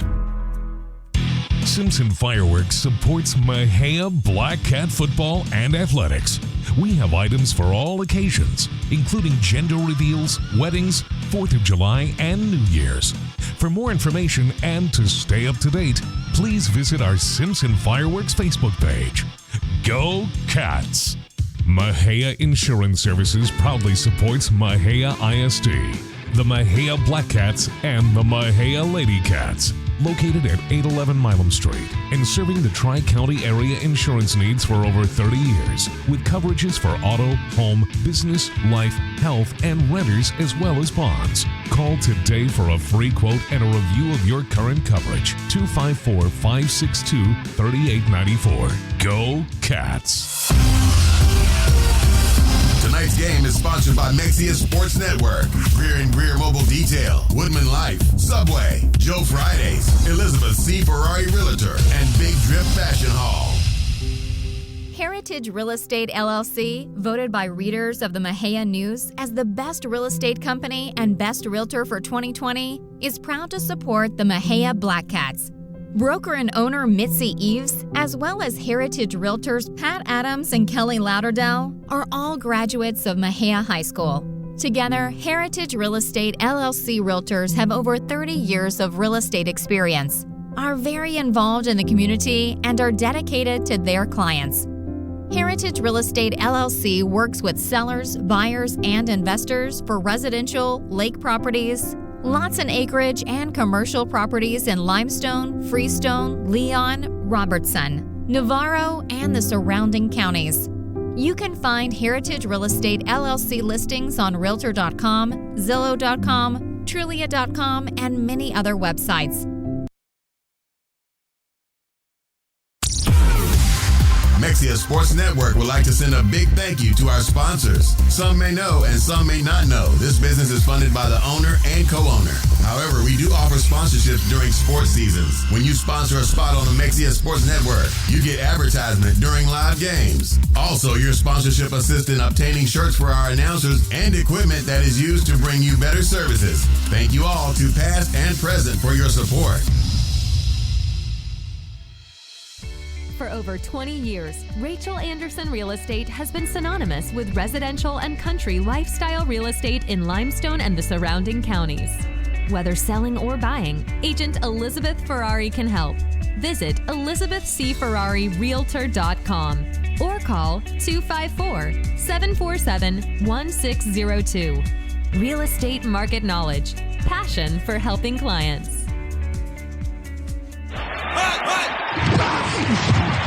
You're listening to Mexia Sports Network. Tonight's game is brought to you by Greer Time Media, Posey Napa Auto Park, Greer and Greer Mobile Detail, Mookie's Mesquite Patch Barbecue, Woodman Life Insurance, and Joe Fridays.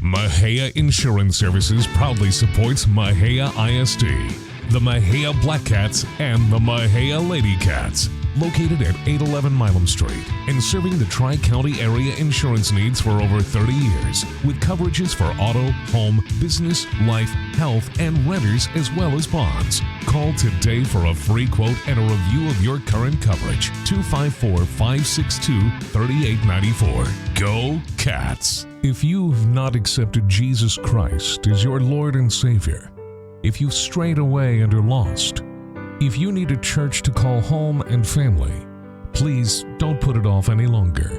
Your next breath is never promised. Visit Pastor James Deichler at Forest Glade Baptist Church, 4277 North Highway 14 in Mexia. He preaches straight from the Bible and never waters down the gospel. Church services are Sunday mornings starting at 10:45 a.m. A church that strives to advance the kingdom of God. Come be a part of this family.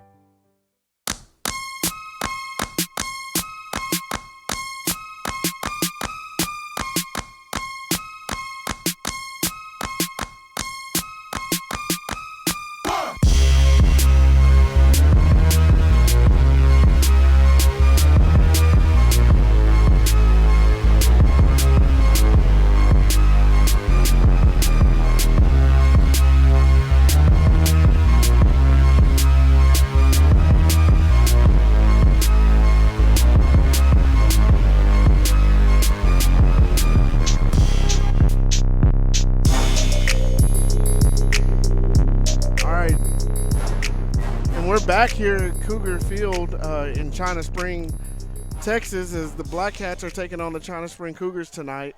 The Black Cats trail at half, 27-3.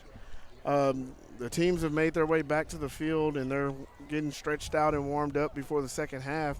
We know in the second half, China Spring will be kicking to Mexia to open up the third quarter.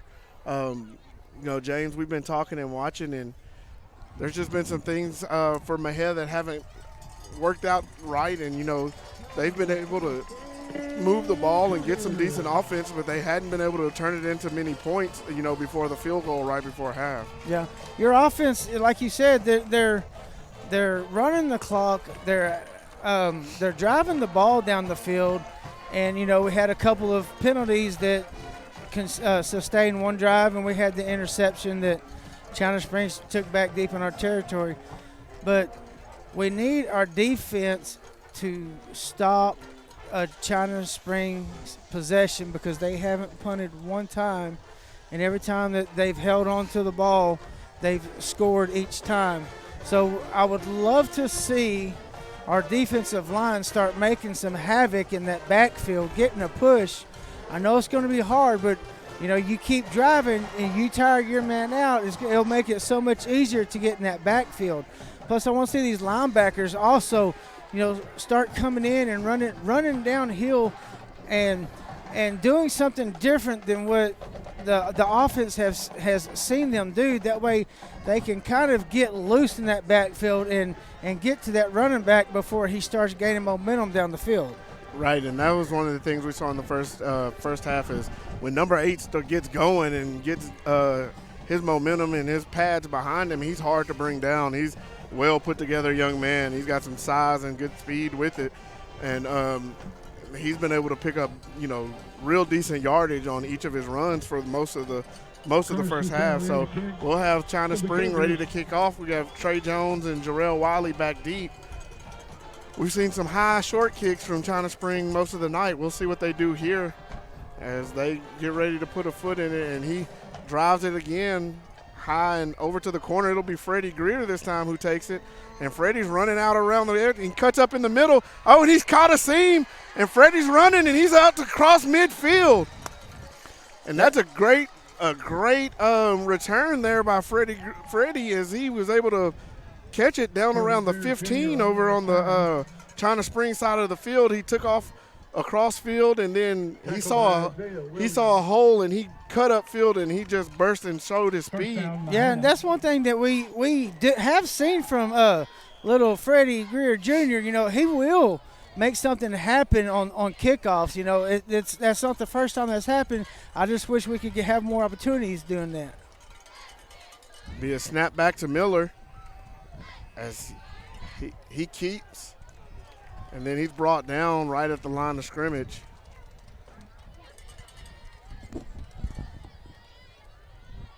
Marion Miller on the keeper. And there's going to be no gain on that run as they spot it right at the line of scrimmage. It'll bring up 2nd and 10 for Mexia, as it looked like he was running the little read option, and he decided to pull it and take it himself. Yeah, let's see if this offensive line can start getting a little bit of a push and start opening that middle up where we don't have to try to run it outside. Mexia gets set. Snap back to Miller, and he runs option. He pitches it to Wiley, and Wiley's hit in the backfield, and then he just turns his legs just to try to get some yardage back. It's going to be a loss of about 3 on the play, as there really wasn't anywhere for Miller or Wiley to go on that play. No, that containment was it was automatic. It was sealed on that outside, and there was nowhere for Miller or Wiley to go. That's where we need to start seeing a little bit different formations to see if we can try to open this offense up. Right now, you're getting the edge. The end is setting the edge really well for China Spring, and then their linebackers are flowing hard outside because they knew that Mexia was able to get some positive things in the first half to the outside. Miller drops back to gun, snaps back. He rolls to his left. China Spring brings a couple people. He throws it out to Holman. Holman catches it, and he's able to get upfield and across the 40 to looks like the 38-yard line where they'll mark it, and that should be enough for a first down for Mexia. Yeah, that's something that we didn't see in the first half from young Trey Holman. He had a couple of opportunities to make some catches and just drop the ball. But, this possession so far, he's doing his job, he's doing his duty, and he's catching that ball. And once he starts getting that momentum up the field, it's hard to stop our running backs. And Trey Holman, he's a great athlete, and he can always make something happen. Yeah, and they did give him enough yardage that time for the first down. So Mexia will have a fresh set of downs here to make it 1st and 10. Ball spotted on the China Spring 38-yard line. Miller under center, and he's just going to keep it up the middle himself and push forward. And there's some late activity there as Miller pushed ahead for about 3 on that run. He'll bring up 2nd and 7 here as he moved the ball down to the China Spring 35-yard line. 2nd down. Mexia brings the play in, and that time that was a good run on just a quarterback keeper for him to be able to put his head down and get 3 yards out of it. Right. It keeps Mexia ahead of the chains.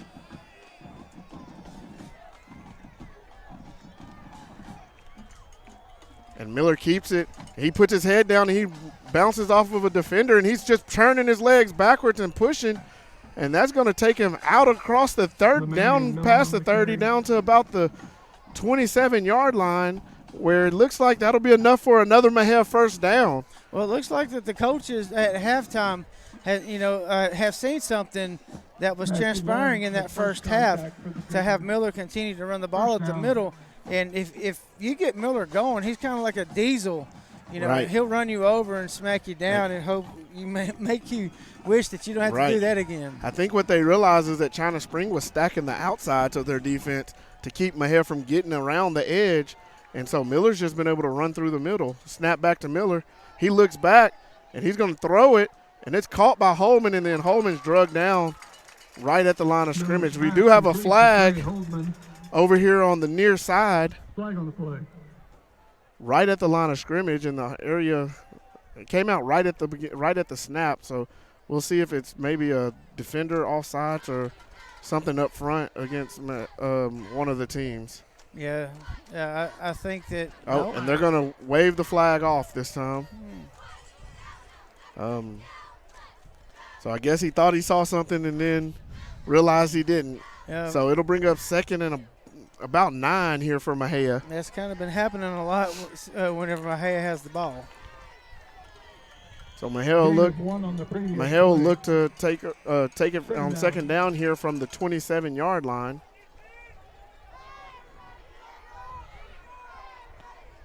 It'll be Miller in gun. Snap back. And Miller keeps it. Oh, and he's met in the backfield. And that's going to be a loss. It looked like number 6 for China Springs there, Wallace, Mr. Dawson X-line on the stop for the Cougars. Dawson X-line came in and met Miller right at the line of scrimmage. Yeah, he broke through the line, and as soon as Lamarian tried to turn up, he was putting his helmet and pads right into Lamarian's thighs, and he wasn't able to get going. That's a loss of about 3 on that play. It's going to bring up 3rd and 12 here. And there's pressure from Miller, throws it up in the air. Holman goes up and catches it, and he's across the goal line. And it's going to be a touchdown for Holman on a good pass that time from Miller as he threw it up and let Holman just go up and get it over the defenders. And that's something that you have to do sometimes, Wallace, just to try to get something started. You throw the ball up and let one of your best athletes go out and just jump up, which, we all know Trey Holman's a great basketball player. Let him jump up and catch that ball and make something happen. Right, and that time Lamarian threw it up, and Trey just kind of – he and the defender were running next to each other, and the safety was coming over. Oh, and the snap on the extra point was mishandled, and so the conversion is no good. Mexia is able to cut into the lead, though, and makes it 27-19 game. And that's something that we needed to see from the Black Cats, and I'm sure that the coaches really wanted to see them be successful driving the ball down the field. And as we see, Mexia's got the running backs, and they've got the size, and they've got the speed to keep up with a team like China Springs. But sometimes whenever you're in a big deficit, you try to make something happen more outside of your comfort zone. But the Black Cats didn't do that coming out. They continued to play Black Cat football, drove the ball down the field, and got the 6 by Trey Holman from Lamarian Miller. Yeah, and as we were talking right before the failed conversion, Holman was able to make a good move that time as he saw the ball coming through the air and it's going to be a little bit short of him. He was able to cut back underneath the defender and go up high and catch it, and then he was just able to power his way across the goal line. And we know in football you just have to let the ball break the goal line, even though they drug him backwards. The ball crossed, so the touchdown was good that time for Holman. Here we'll have the kicking team set for Mexia, and it'll be Martinez puts it up high, and it's going to be a fair catch signal over by China Spring down at around the 24-yard line. Fair catch made by Dawson. Wallace, I was looking out there on the Black Cat kickoff team, and First and 10 Cougars at their I think I own counted 45-yard 12. line. But the refs didn't see it, and that's fine with me. You know? So now the defense will make their way out onto the field. China Springs offense comes out for their first possession of the second half. It'll be a handoff up the middle. And that time Mahea's defense is there. And they're able to stack up Abdullah for about a 2-yard gain. And that's something we want to see from the Black Cats defensive line is, can they get that push and contain that line of scrimmage so the running backs can't get that full head of speed. And there's going to be a quick snap back to, and then a pitch over to Abdullah, and he's able to break a tackle, and he gets out.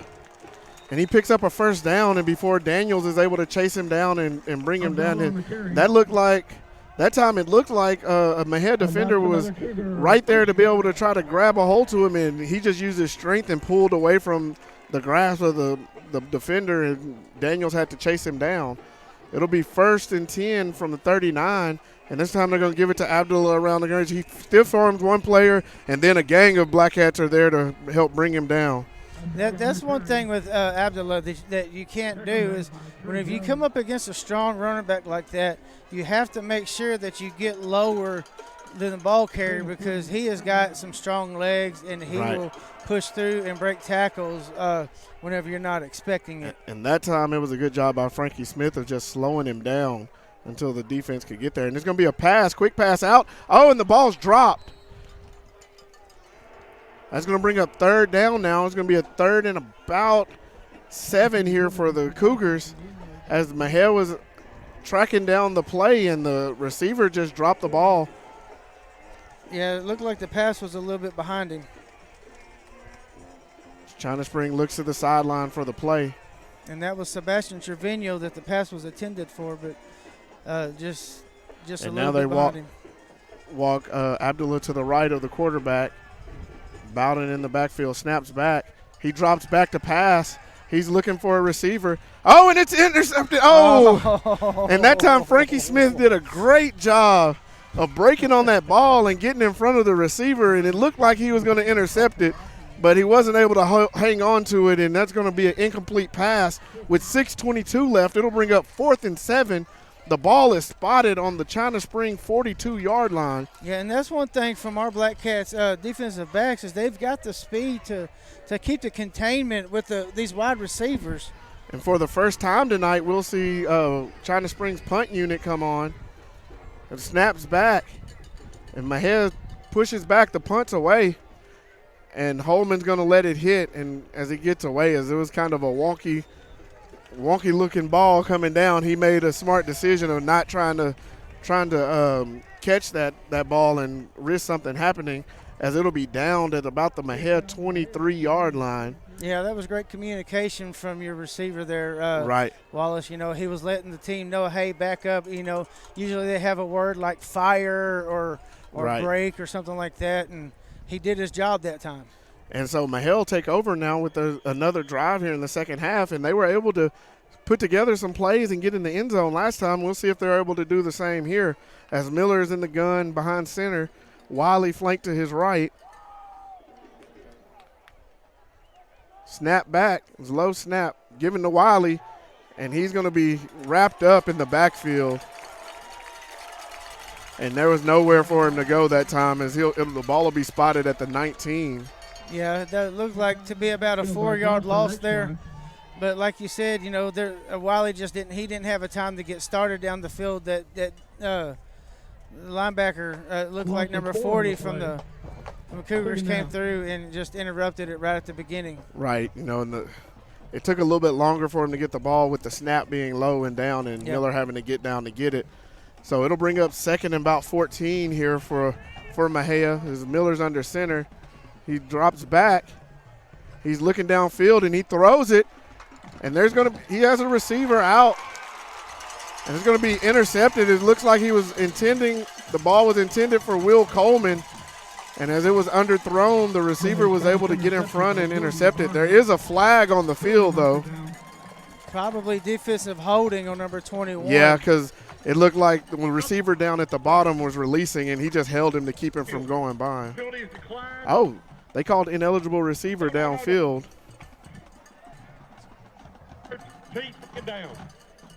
Wow. Oh, hold on. He said penalty declined. Repeat second down. Huh? Okay.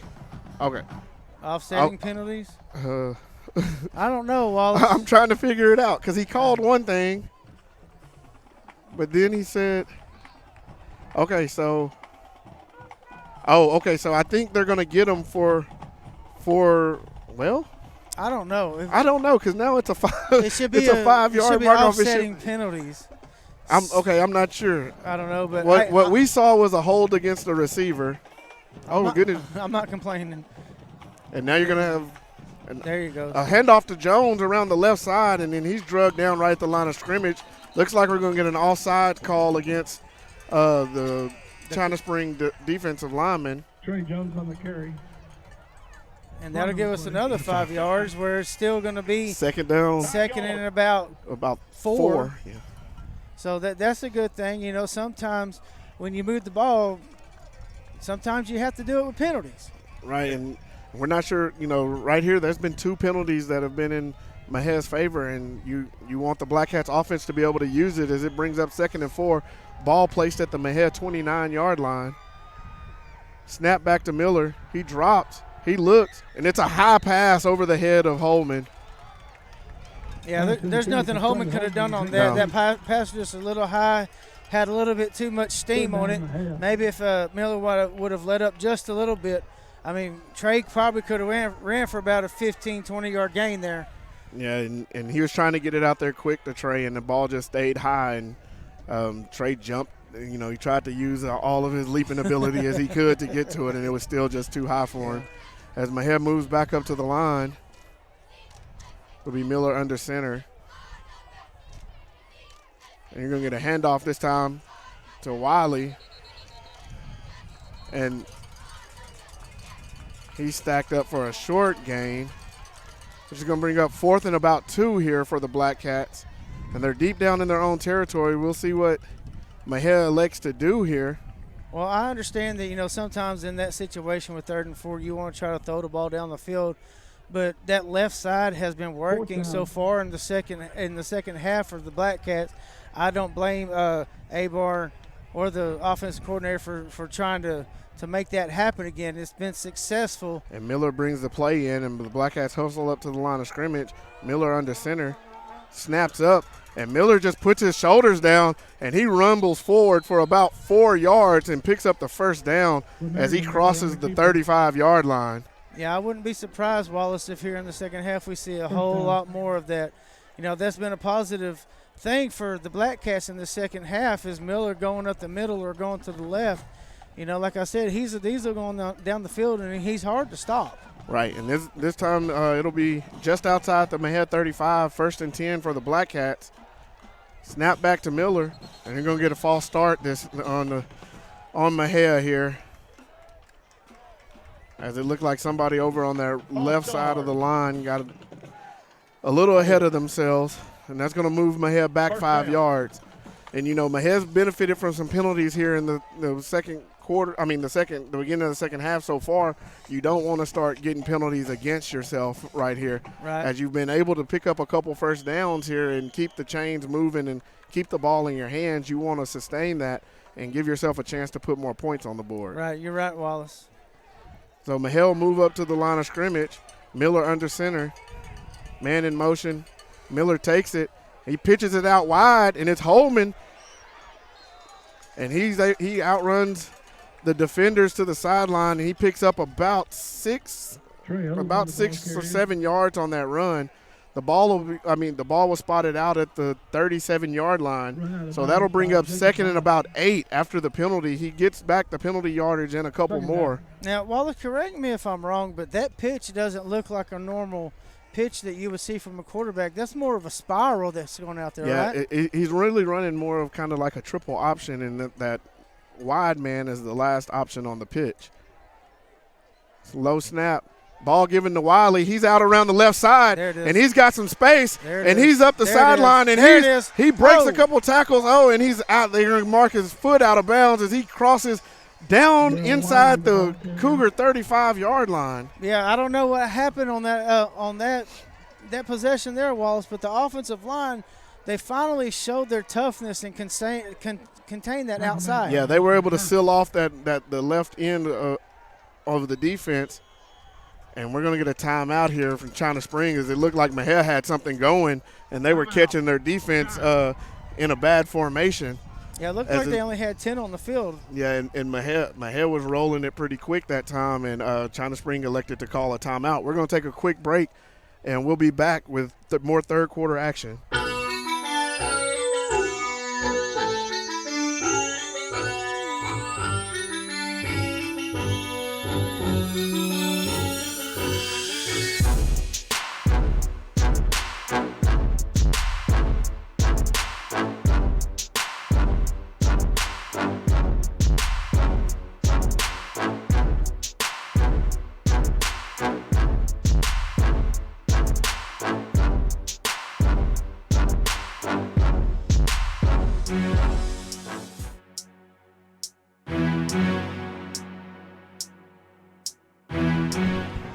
All right, and we're back here as Mexia is driving on this possession.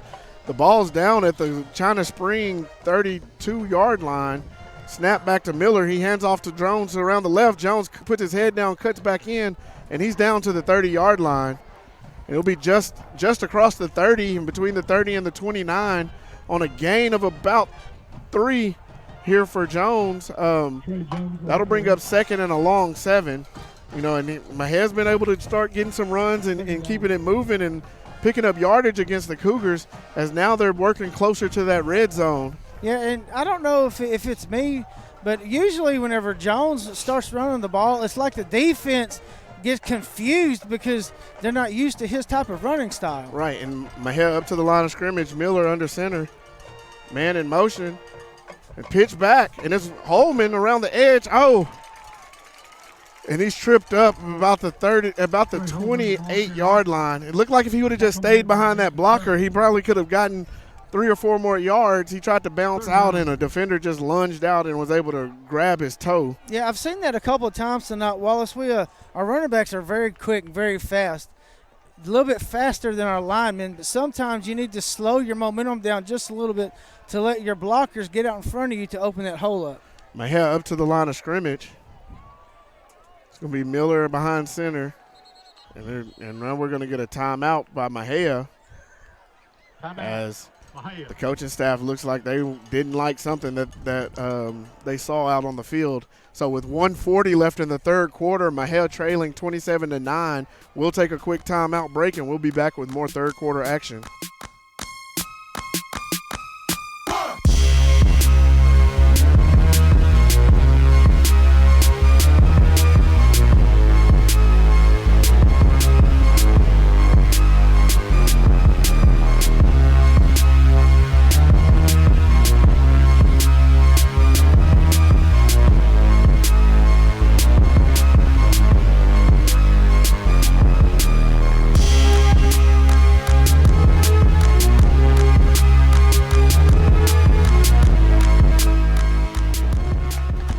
All right, and as we come back here in the third quarter, 1:40 on the clock, Mexia has the ball on the 28-yard line of the Cougars. Miller behind center, snaps back, handoff to Wiley around the left side. Wiley puts his foot in the ground, and he puts his shoulders down into a defender and just barrels forward across the 25. Yeah, that's one thing about Wiley. He might look like he's going to go to the outside, but if he sees that you're the only one there to contain him, he will stop and turn forward and drive through you because that's the type of running back Wiley is. He's aggressive, and he is quick. And that ball is going to be placed at the 24-yard line. It'll bring up second and a short 2 here for the Black Cats. Wiley did have to come out of the game because his helmet came off there at the end of that play. So he'll have to come out for a play, but the line makes their way up. Miller will be under center. And it looks like China Springs is going to shift over. It's going to be a Ball start. Number 26. There's going to be a penalty here against Mexia. So with 4th and 2, now it'll move it back to 4th and 7. You're kind of in that territory where it's a long field goal. You have a kicker that has a leg to make it, but do you risk the chance in that right now after you had a bad snap and hold the last attempt? So it looks like the offense is going to stay on the field. Miller will be under center. Man in motion. Snaps back. Pitch out to Holman. He's looking to throw it. Oh, and he had a receiver. And he didn't see him. As it looked like he was going to try to throw the ball, and Wiley broke free behind the defense. But I don't think Holman saw Wiley.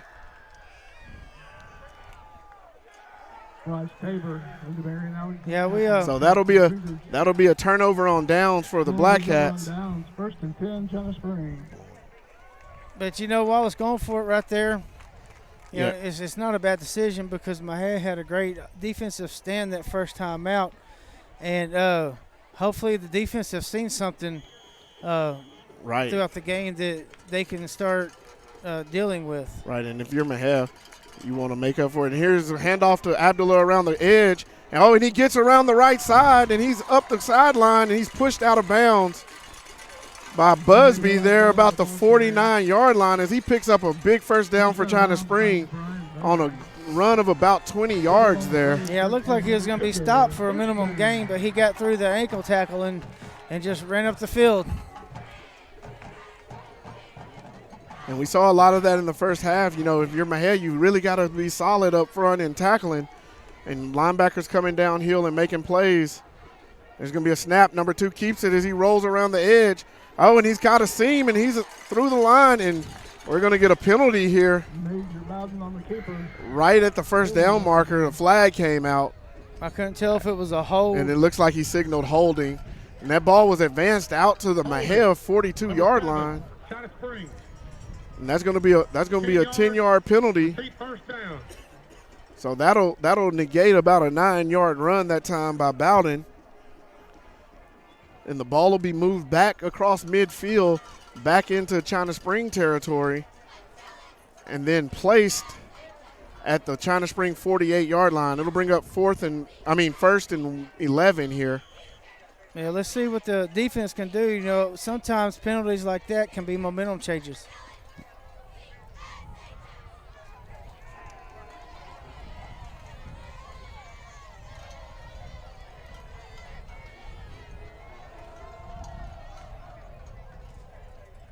Snap back to Bowden.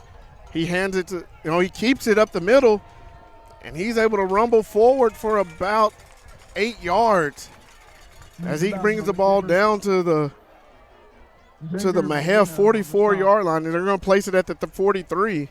Yeah, that was a great read by the quarterback there, Wallace. He kind of faked me out that time too, and it looks like the third quarter is going to come to an end. Yeah. And that's going to bring us to the end of the third quarter here as Bowden ended that with a 9-yard run. We'll flip field and we'll get ready for fourth quarter action as the score remains China Spring 27, Mexia 9. We'll be back with more Mexia Black Cat football. Stones and moments that become memories to last a lifetime.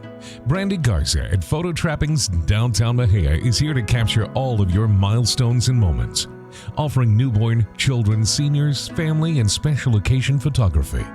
Visit Photo Trappings on Facebook for all the latest specials and mini sessions. Photo Trappings, 115 East Commerce, downtown Mexia. Call or text 254-562-PICS. Mexia Insurance Services proudly supports Mexia ISD, the Mexia Black Cats, and the Mexia Lady Cats. All right, and we're back here in China Spring, Texas, as the Black Cats are facing the China Spring Cougars here as we begin the fourth quarter. China Spring with the ball at the Mexia 43-yard line. 2nd and 2 here. Snap back, handoff around the edge to Abdullah, and there's a hole there that's not called. And now I see the flag there. Maybe we'll get one on the outside there. Yeah, they missed. Yeah, they missed the one against Sandals in the backfield. But I do see. And I see him calling the hold. Maybe he was calling that call that was back here. And so right here we'll get a 10-yard mark off, and so that'll negate the first down run, and it'll move the ball back to. We'll see where they mark it. They're going to mark it at the Mexia 49-yard line. And which China Springs is saying, here guys, see if you can do something. You don't mark it from the end of the run. You mark it from the spot of the foul, and he threw the flag about the 43-yard line. So he only marked it off like 5 yards on a holding. So here we go with China Springs, and the quarterback keeps it that time. And Mejia's defense comes up strong. And that's a big stop that time by DeAndre Sandals and the gang as they meet the quarterback right at the line of scrimmage. And that's what the Black Cats need right now, Wallace, because China Springs is slowly trying to gain this momentum back, but the Black Cats need to stay strong and continue to fight. And it's going to bring up 3rd and 10 here for China Springs. They move a man in motion. They throw it out to the running back as he gets the ball. Oh, and he's chopped down right there by number 17, Will Coleman, and it's going to bring up 4th and about 6 or 5 here for the Cougars. Looks like they're going to leave the offense on the field as they did cross midfield that time.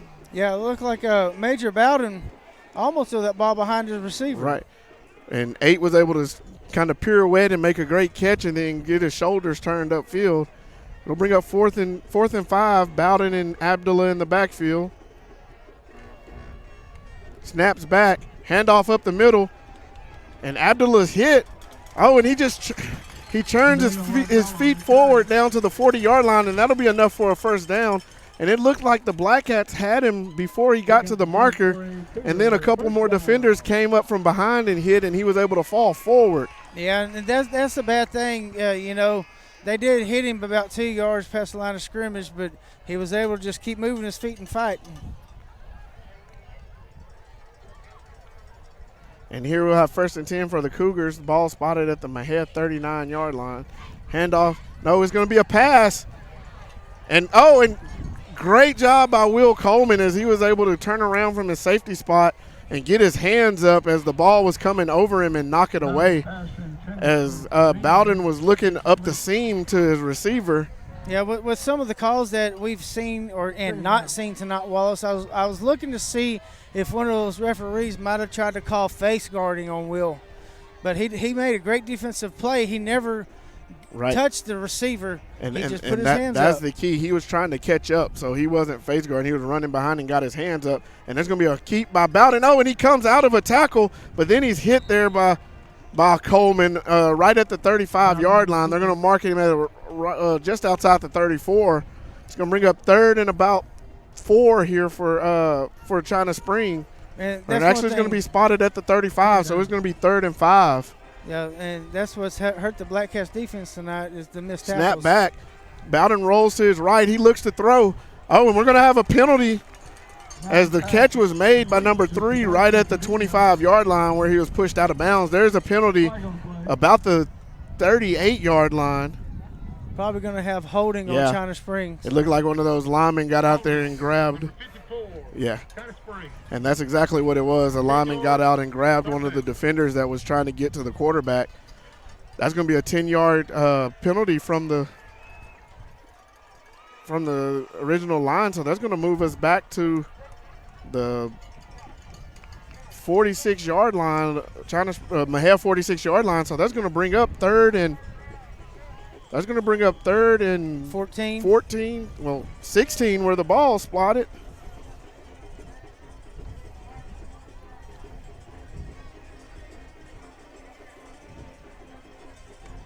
Snap back. It's going to be a quick pass out to the running back. Oh, and he fumbles the ball. And Mejia is able to recover. And that time the running back caught it on a quick screen. It looked like DeAndre Sandals was able to get out there and grab. And once he grabbed, it loosened up the ball, and a second defender put a hand right on it and punched it out.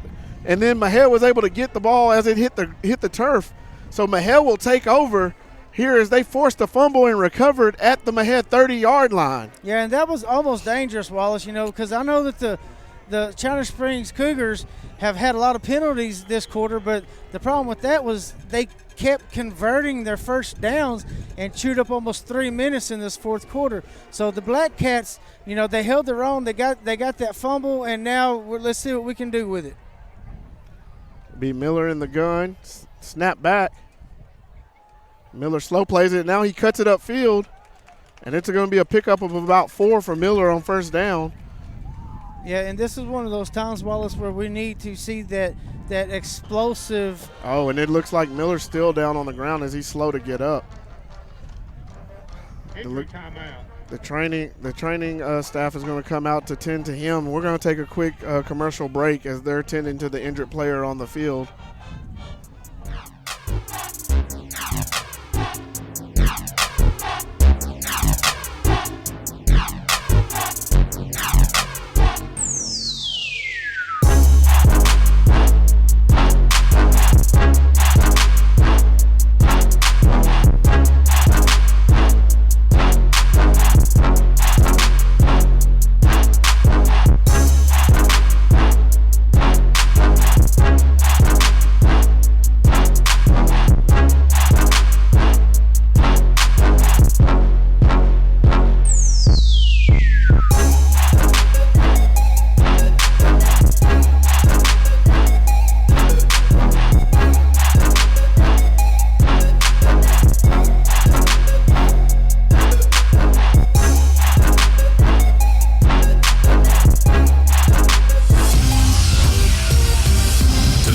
Sponsored by Mexia Sports Network, Greer Mobile Detail, Woodman Life, Subway, Joe Fridays, Elizabeth C. Ferrari Realtor, and Big Drip Fashion Hall. All right, and we're back here at Cougar Field as the player was helped to the sideline.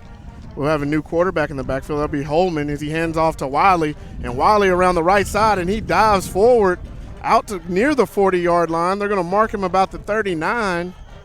Looks like we have another. Oh, and we have Black Cat another down. injured Black Cat on the field. Looks like number 78.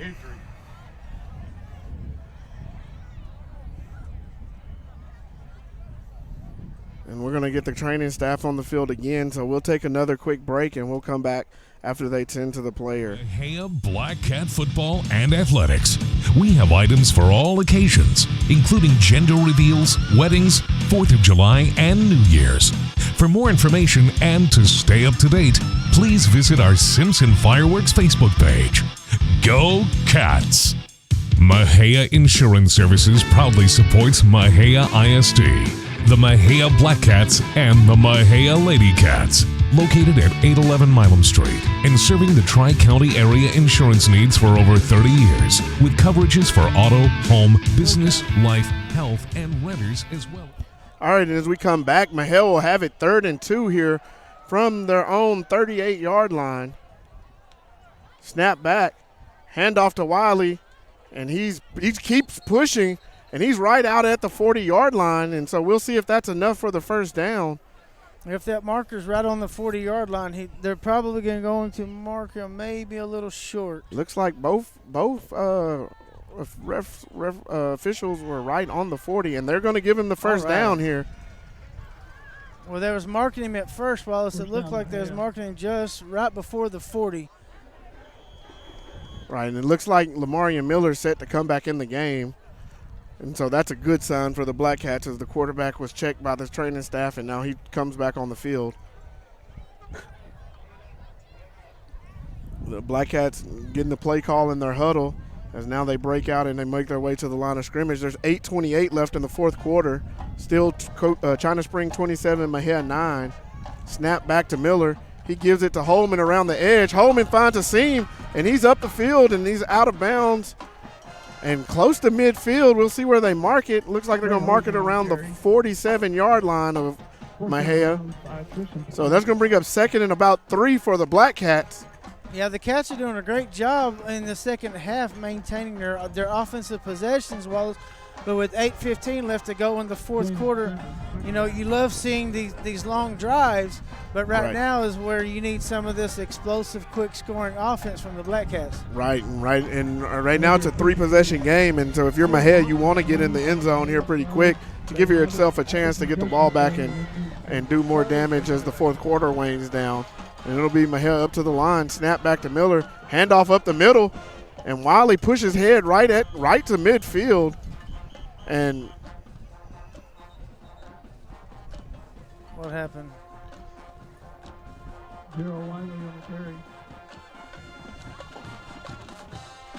The ball's going to it's going to be a holding call against Mexia as it looked like Wiley picked up the first down. I didn't see a flag on the field, Wallace. I didn't either. It looks like the back judge just blew his whistle and waved his hands. He never pulled the flag out of his pocket. Young Mr. Freddie Sr. over here said he saw that yellow on the field. Oh. And so now Mexia will have it 2nd and 10 here from their own 40-yard line. Miller under center. Snap back. Hand off to Jones around the left side. He pushes forward for about 3 yards. That'll make it 3rd and 7. Yeah, that's one thing I've been seeing from 78 here tonight, Wallace. Hernandez, he's getting a great push on that nose guard, number 40, and starting to open up that hole in the middle here in the second half. Yeah, and it's good to see him back out there after he had to go out just a few plays ago. As Mexia makes their way to the line of scrimmage for third down here, it'll be Miller under center, Holman back in motion. Holman makes him, and he throws a pass, and I don't know there's the flag. I was you. going to say it looked like that was Coleman or Dunn. Now we got another flag on this side because they're going to have a lineman downfield, as one of the linemen was down near where the wide receiver was. Automatic first down. Yeah, and after they threw it, then you saw the China Spring coaches yelling at this official on their sideline, and he threw his flag for the lineman downfield, as it was number 50-something had run down where the receiver was. There were 2 fouls on the play. Those will be offsetting, and it'll be 3rd down and 7 again for Mexia. Yeah, one thing that you didn't see out of that, Wallace, is the umpires didn't have any urgency of making sure that all flags were noticed before the calls were made. Right. I mean, I think it's because this one came out so late over here that when he saw the other one come out and the play ended, he looked across the field and there wasn't one, and then the official over here threw his when he was making the call. So it'll bring up a 3rd down again. It will be back to 3rd and 7 as Mexia makes their way to the line of scrimmage after the offsetting penalties. Snap back to Miller, and he pitches it over to Wiley around the left side, gets a good block.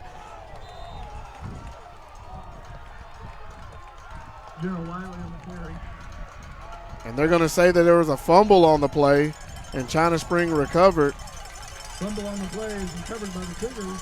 Yeah, I couldn't tell if he was on the ground yet or not, but he did let loose of the ball there at the end. That penalty is declined. First down, China.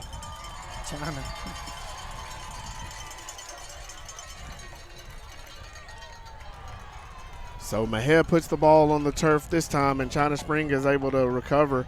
They'll take over with the ball on their own 49-yard line here with 7:03 left in the 4th quarter. Mexia's defense makes their way back onto the field. They've been able to hold the Cougars here in the second half. Now the Cougars are going to get a fairly short field here as they're right at midfield to start the drive. Snap back, handoff to Abdullah around the right side, and he puts his head down and runs over a defender, and then he's tackled and thrown out of bounds by Jabron Busby. Yeah, I was waiting to see if that ref was going to throw his flag up because it kind of looked like Jabron threw him out of bounds a little bit after. But he was still in the field of play, and you can't. And that's the thing about those penalties, Wallace, is they happen so quick and momentum carries so far that sometimes they don't need to be thrown. Right, and this time it's going to be a run around the left side for Bowden, and he stacks up a defender, and he just makes a move there and gets around the defender and into the end zone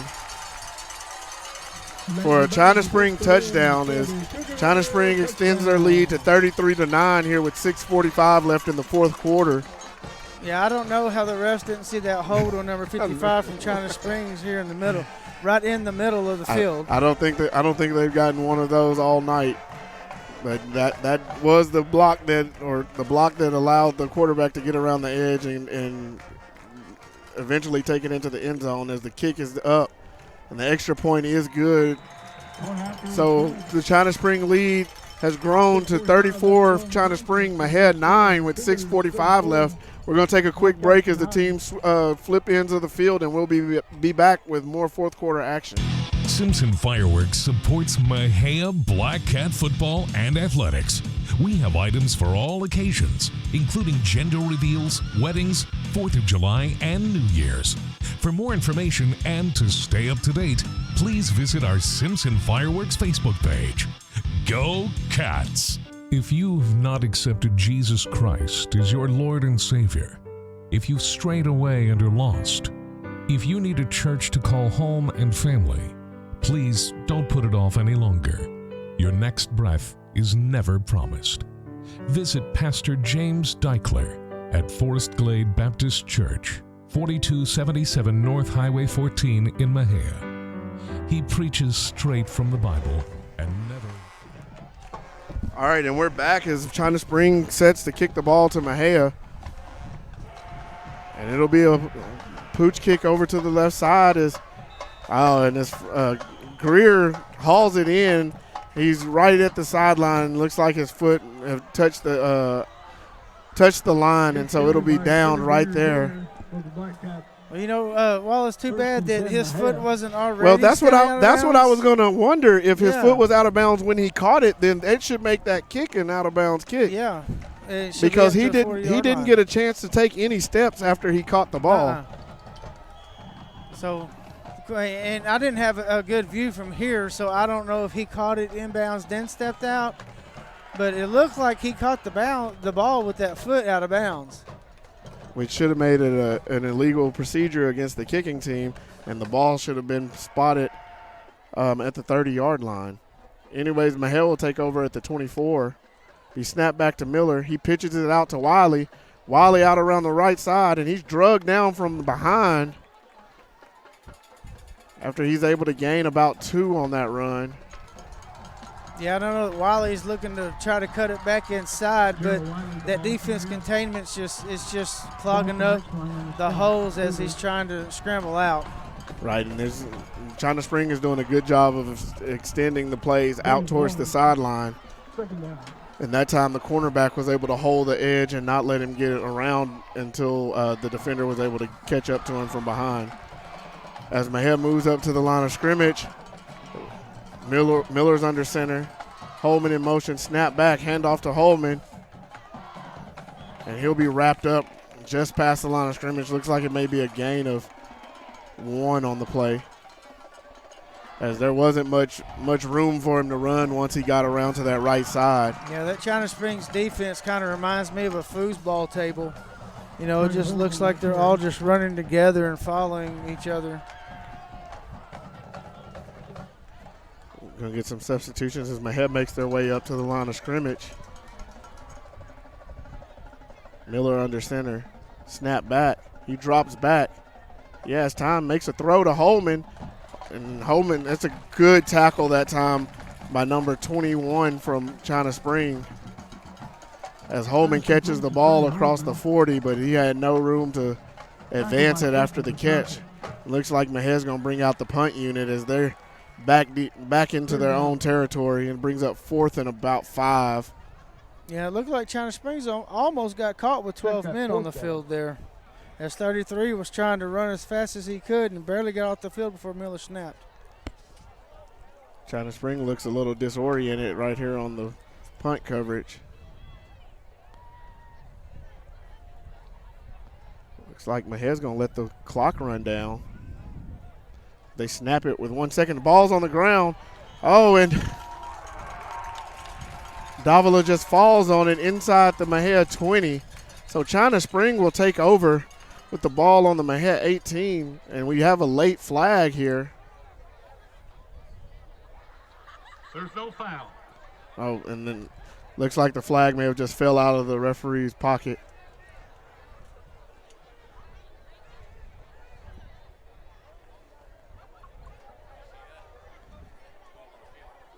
Oh, and Coach Abram is yelling because it looks like maybe the flag was out because there were 12 players on the field, and they picked up the flag and didn't call it. And I think they may have had 12 because they had 2 men running back to receive the punt, and one player looked lost because he didn't know where to go. And I didn't hear what the referee just said about Mexia.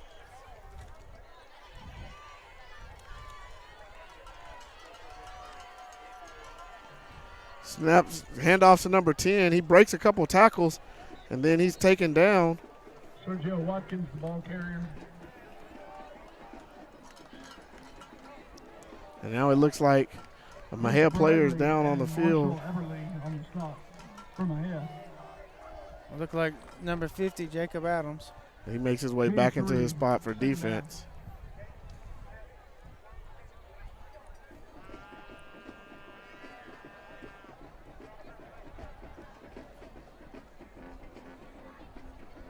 Be a snap back to Bowden. He hands off up the middle.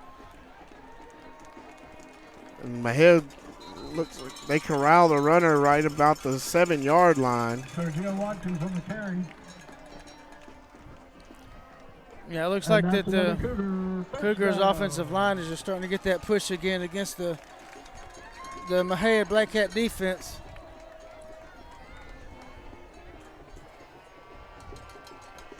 Snap back to Bowden, handoff up the middle to number 10, and he's into the end zone for the touchdown. And China Spring puts more points on the board as they've upped their point total to 40, as it's a 40-9 ball game now with China Spring on top of the Black Cats as they trot out their extra point unit for the kick attempt. Yeah, look like number 10, Sergio Watkins, just ran straight up the middle, almost untouched that time. Snap back, ball's down. The kick is up and good. So the score now with 3:25 left in the ball game, China Spring 41, Mexia 9. We're going to take a quick break and we'll be back with the kick. Heritage Real Estate LLC, voted by readers of the Mexia News as the best real estate company and best realtor for 2020, is proud to support the Mexia Black Cats. Broker and owner Mitzi Eves, as well as Heritage Realtors Pat Adams and Kelly Lauderdale, are all graduates of Mexia High School. Together, Heritage Real Estate LLC Realtors have over 30 years of real estate experience, are very involved in the community, and are dedicated to their clients. Heritage Real Estate LLC works with sellers, buyers, and investors for residential, lake properties, lots and acreage, and commercial properties in limestone. And we're back as China Springs gets to kick the ball off to the Black Cats. Cougars set across the 35. Ball's up in the air and it's deep. It'll be Greer returning once again as he moves across the field. Picks up a block and now he's upfield and he's running and he's out across the 30 to about the 33-yard line. That's one positive thing we've seen from the Black Cats tonight is on our kickoff returns. Number 9, Freddie Greer Jr., he's a force to reckon with. If he can get started and get going down, it's hard to tackle him. Yeah, and he's had some good returns in the kicking game. The only thing is you don't want to have to return the ball as much as Mexia's had to return it tonight. As their offense makes their way back out to the field, it'll be 1st and 10 from their own 33. Miller under center. He takes the handoff, and he looks back, and he has a receiver wide open. Oh, and there's a grab and a hold. Oh, and now we have a flag that comes in. He also had number 88 wide open down the field. I thought that's where he was going. I did too, and that ball, looking at the ball, it looked like he was throwing it for 88, but the ball. What?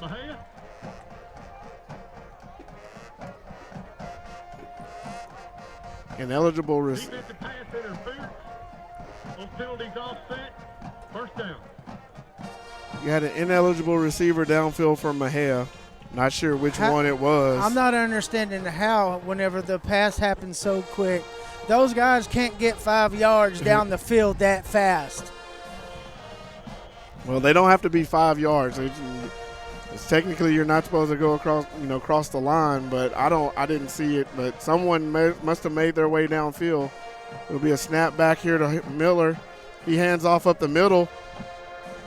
And that's going to be a good push that time and a good run, as it looks like it may have been Wiley who was able to put his head down and just rumble forward for about 7 yards out to the 40-yard line. It's going to bring up 2nd and 3 after the offsetting penalties. It looks like the Cougars are kind of confused about who needs to come off and who needs to stay on. Mexia up to the line.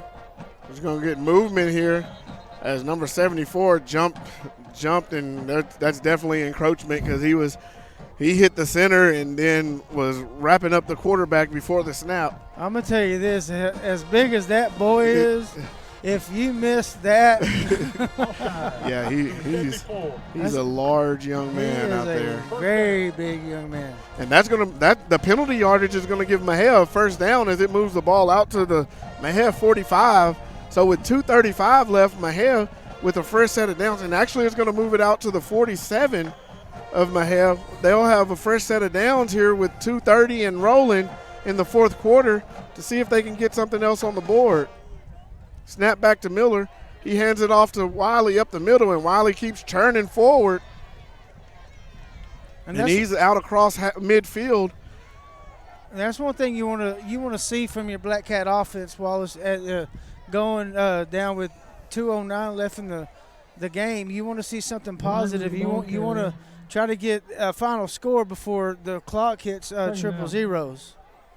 So Mexia makes their way to the field. You have twins down at the bottom of the field, two backs. It's going to be a quick pass out to Holman. He catches it.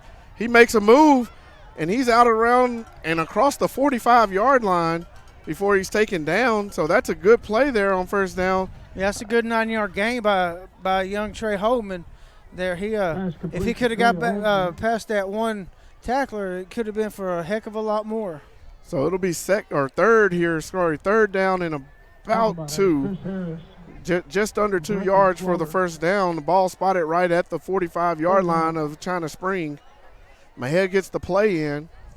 They make their way to the line of scrimmage with 1:15 left on the fourth quarter clock. It'll be Miller snaps it, hands it off to Wiley, and he's able to push forward for a gain of about 5 as the ball crosses the 40-yard line and down into China Spring territory. And it looked like number 74 again. Wallace kind of got in there a little early. I don't know why they didn't throw a flag on it, which we got the first down anyway. So the clock's still running as we're under a minute here in the fourth quarter. Mexia brings in the play with a first down here. It'll be 1st and 10 from the 39-yard line. Miller under center, snap back. Miller rolls. Oh, and he looks out. He has an open receiver, and that's Andrew. Oh, and that was number 88, Andrew Sunday, who snuck out behind the defense and just was not able to get to the football to bring it in.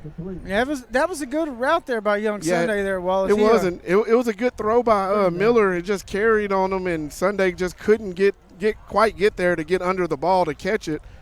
You know, he's probably half a step away from taking that on into the end zone for a touchdown. Yeah, it looked like it was fixing to be 6 for Mexia. Just the ball just carried a little bit too much.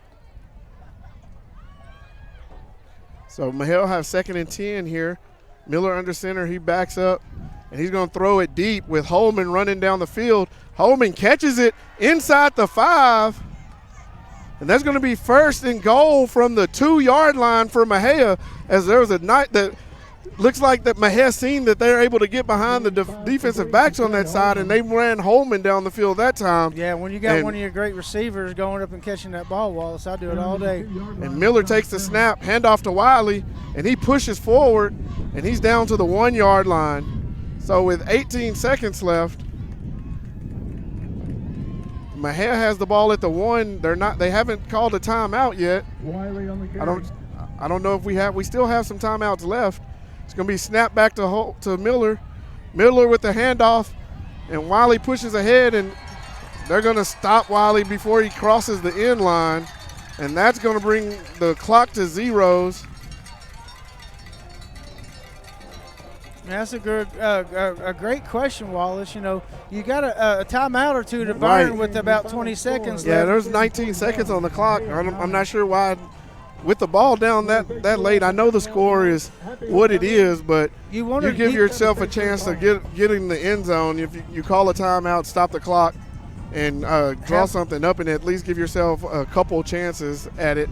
But that brings our ball game to an end. The final score being China Spring 41, Mexia 9. We'll get the teams walking across and saluting each other at the end of the game. Just a takeaway, Mexia came out. They didn't get a good start there in the first half.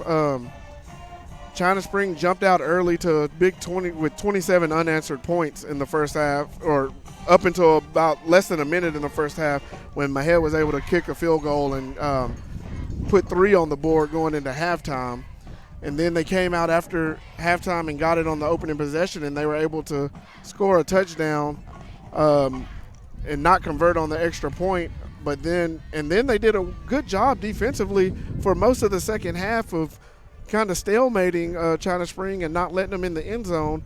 And then there towards the end of the fourth quarter, China Spring got rolling again, and they put in 2 late touchdowns to make the score what it was, or what it is. Mexia, they're going to go into a bye week next week, getting ready to go into district. I'm sure there'll be some things that they'll want to solidify up and kind of correct. You know, they played a real tough schedule here in the non-district to prepare themselves for district competition.